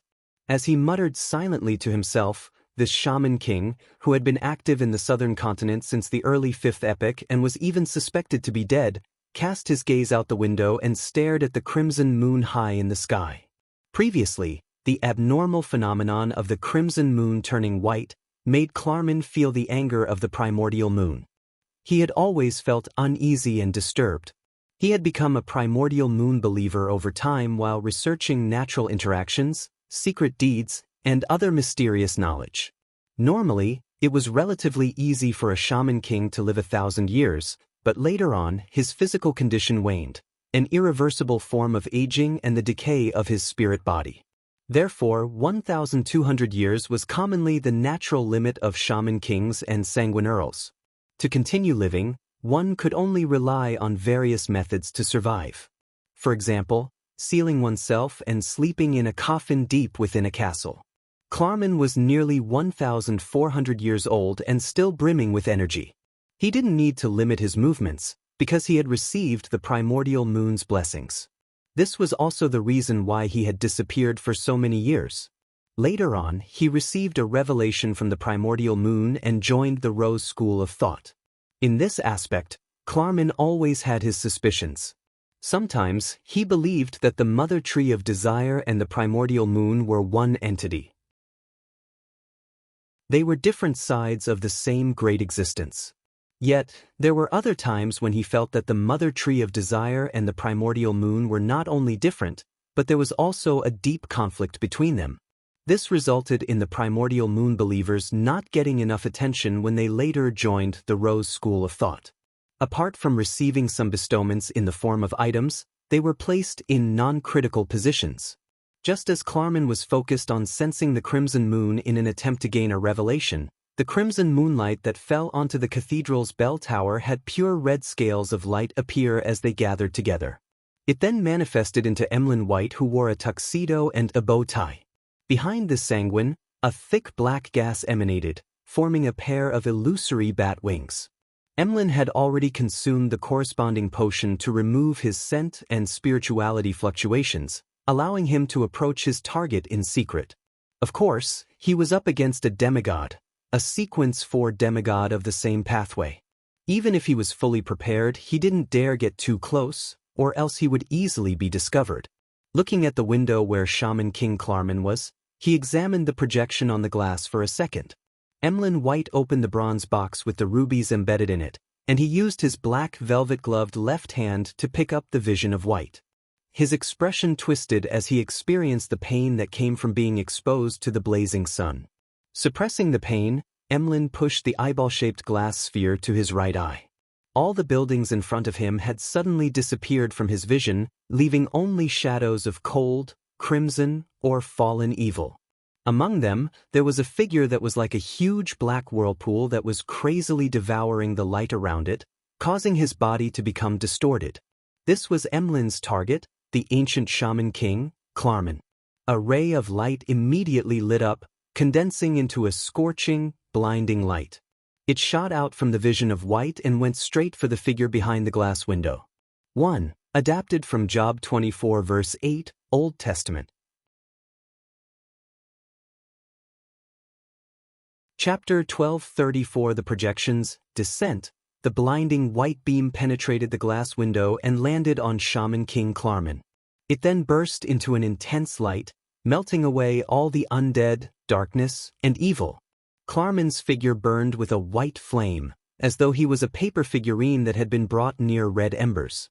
But it really was a paper figurine, one that seemed to be condensed from the crimson moonlight. The Shaman King's substitute spell, Moon Paper Figurine. As the paper figurine turned to ash, the ancient Shaman King appeared at the top of the cathedral and cast his cold gaze at Emlyn White, who was standing near the bell tower. At that moment, within Klarman's blood-red eyes, it reflected the figure of Sharon, who was wearing a black regal dress and a tiny bonnet. Her body stiffened as if she had lost control of herself. Seeing this, Emlyn didn't hesitate. It was as if he had practiced it 1,000 times before. He aimed his vision of white at the Shaman King's left chest and prepared to activate the Sun Domain's unshadowed spear. As long as this attack struck Klarman's heart, this Shaman King Klarman wouldn't be able to use Moonlight Transformation to resolve it. It would also be difficult for him to recover using an artificial vampire's super recovery abilities. Of course, this would definitely cause more serious damage to Sharon, who had possessed Klarman. However, if they could quickly resolve their target, she was willing to pay the corresponding price. In the previous discussions, Emlyn, Sharon, and Marek had already discussed a few similar plans and had come to a consensus. This was also the reason why Sharon didn't restrict Shaman King Klarman by tightening his clothes. Compared to a wraith's possession, that was easier to resolve for the opponent, who could use Moonlight Transformation. As for whether Klarman would be ashamed of running naked, the answer from the magic mirror was no. Taking all these under consideration, they eventually chose to let Emlyn White attack the target, so as to deplete his moon paper figurine to create an opportunity for Sharon to possess him. The transparent glass sphere in Emlyn's hand glowed once again, extending out into a blazing spear that had turned extremely white. But at this moment, Klarman, who was standing at the top of the cathedral, suddenly underwent a transformation. A crack quickly split open in the middle of his forehead, as if there was a blood moon embedded in it. Moonlight surged out like a tidal wave, causing the illusory, blonde, blue-eyed Sharon to float out of his body uncontrollably. Klarman's stiff and slow movements barely restored to normal, and, under the radiance of the full moon, he turned into a pool of blood, splitting into countless fragments of light. His figure rapidly took form on another steeple of the cathedral. Clinging closely behind him was Sharon. As for the unshadowed spear that Emlyn had created, it passed through the spot where Klarman was originally standing and flew into the distance, expanding into a miniature sun. The entire port city was illuminated. At the same time, Klarman's right shoulder began to squirm before something tore through his black robe and burrowed out. This was an exquisite male doll. It was only the size of a palm and wore a dark red, gold-patterned tuxedo.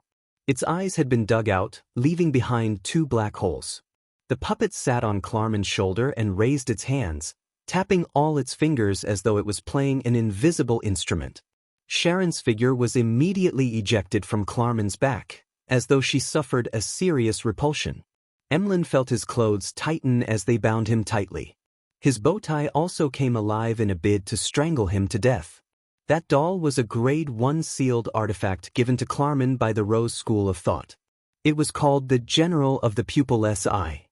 It was an item formed by a Sequence 4 demigod of the mutant pathway who had suffered a sudden death due to an accident. It had a living characteristic and could possess objects with spirits and awaken objects that didn't according to its wielder's will. However, the wielder needed to feed it with their flesh and blood, otherwise, it would gradually grow its eyes. Once this sealed artifact was in a good condition, it would transform into an evil spirit that chased after its original owner while abhorring all humans. When Emlyn heard the sound of his bones crying in pain from the burden, the vision of white that was burning his soul emitted a bright glow, turning the surrounding area into a land without shadows or evil. The effects of General of the Pupilless Eye had on his clothes were severed. However, at that moment, Klarman had already indiscernibly muttered a particular word with a cruel smile. He reached out his hands and pulled out an illusory door with many mysterious symbols engraved on it out of thin air. This was the Door of Summoning. The Moon Pathways Sequence 3 was Summoning Master. Under the illumination of the full blood moon on his forehead, Klarman, who was only at the Shaman King level, was able to complete a summoning. However, because of this, there was a certain change in his overall aura. He had lost a lot of his rationality, and his madness had deepened. Amidst the illusory creaking, the door of summoning opened up a crack. In the gaps, 2 human palms reached out. Their skin had no luster to it, and they lacked texture. They were like a most inferior cloth doll. Outside Failtech City, the Rose School of Thought believers and followers who had originally planned on attacking the Lone Army's defense line after the Corpse Horde's attack had begun to kill each other, their rationality completely gone. Some of them, who were originally ordinary people, bent their backs and grew grayish-black wolf fur. The corners of their mouths tore open as sticky saliva constantly dripped. Some of their skin was dyed black and had become as hard as steel. Some lost their hearts and fell to the ground, only to get back on their feet as though nothing had happened. Some of their bodies turned transparent, as if they had become shadows. The descent of Abomination Sua's aura had tainted all the living creatures in the vicinity, causing them to either break down and suffer a tragic death, or turn into werewolves or zombies. As a high-ranking Sequence 1, he could directly bestow the power onto his believers, but there was a time limit. However, this method might not be the hope of the resistance. On the other side of the battlefield, over 2,000 meters away, behind the lone shelter. Although the soldiers didn't see or hear anything, transparent blisters began growing on the surface of their skin, and their minds were filled with thoughts of venting all kinds of emotions and desires. It wouldn't take long for them to go mad one by one and turn into irrational beasts. Across this base, even to the interior of Failtech City, it would be a challenge to find humans who could still maintain their clarity of mind. Suddenly, they heard a chant. It was a chant formed from sacred and ethereal voices. This chant came from the Evernight Cathedral in the city. It was as though there were many choirs praising the goddess. The soldiers, citizens, and officers fell asleep one after another behind the shelter, inside the trenches, and on the streets. They dreamed of a tranquil darkness, moonflowers, and night vanilla. Their bodies and minds became extremely peaceful, and they were no longer affected by evil. In the Evernight Cathedral in Failtech City, the high-ranking deacon of the Nighthawks, the goddess's eye, Ilya, tried her best to maintain the dream that enveloped the entire city. She was unable to interfere with the demigod battle outside. At the same time, Klein and Rionette Tynker felt the change in the surrounding spirituality. It seemed to transform into layers of barriers that attempted to restrain them and restrict their actions. And in the bloody mud on the Shaman King's chest, a lump of squirming flesh covered in black sticky liquid drilled out right on the heels of Sua's arm, forming the body of this abomination. He was like a huge tree that had been splashed with oil. The extended branches were arms which had various strange objects protruding out. On the surface of the trunk that was covered in thick black liquid, bloodshot eyes kept rolling. It cleared the minds of the onlookers, turning them into rabbits, goats, and pigs. The dozens of arms rapidly extended outwards. Some of them sealed off the sky, while others burrowed into the ground. The rest either surrounded them from all sides or headed straight for Klein and Rionette Tynker. At the same time, Abomination Sua let out a roar that pierced straight into one spirit body. It caused the 2 targets to tremble at the same time, causing a certain degree of stiffness to rear its head. It made the crimson moonlight in midair become even richer, allowing a scene to appear on the red screen. The core to this scene was a mummy wrapped in a yellowing bandage. It had been pierced by countless brown tree branches and was suspended in midair. Its stomach bulged and at times, different parts bulged and shriveled, as if it was giving birth to new life. The mummy's mouth was agape as it kept screaming. Although Klein couldn't hear any actual sounds, he felt pain resonating with his body and soul, slowly burdening him with the mummy's predicament. The chain god. The roar of Abomination Sua was formed from ancient Hermes words that exceeded the imagination of humans. It was essentially praying to the chained god, and he had successfully received a response. The mother tree of desire was unable to infuse too much power into reality. If one wanted to pray to her and obtain feedback at the angel level, they required a large-scale ritual. Of course, the influence the Mother Tree of Desire directly exerted and her attention via the chained god had qualitative differences. The chained god was originally not a true god, but he had contained the mutant pathway's uniqueness and two sequence one beyonder characteristics, making him a king of angels. After giving birth to Abomination Sua, he even lost a sequence one beyonder characteristic. When he was completely overwhelmed by the Mother Tree of Desire, he similarly suffered a life of isolation. Therefore, regardless of the essence of the Mother Tree of Desire, the effect she had on reality was limited due to the indirect methods used. But no matter what, the trap targeted at Rionette Tinker was luxurious enough. As the projection of the chained god appeared, the entire land was dyed with a dark red color. Klein felt that his connection with the spirit world had been severed, and he could no longer use teleportation. His figure instantly leaped into a sea of flames. Taking advantage of the opportunity when Rionette Tinker was fighting against Sua, he reached his hand into the void and grabbed at different spots. Finally, Klein pulled out a silver-black jewelry box embedded with various gems. Then, without any hesitation, he opened the second level. Box of the Great Old Ones. This Grade 0 sealed artifact's second level could transfer all living beings within its range to a particular scene recorded by it. You're tuning in to the Passion Pages YouTube channel. We're so grateful for your support, and don't forget to subscribe to join us on this incredible journey through captivating stories. Your generosity through donations truly makes a world of difference, as it's the primary source of revenue that allows me to expand and enhance this channel for you. Thank you from the bottom of my heart for being a part of this adventure.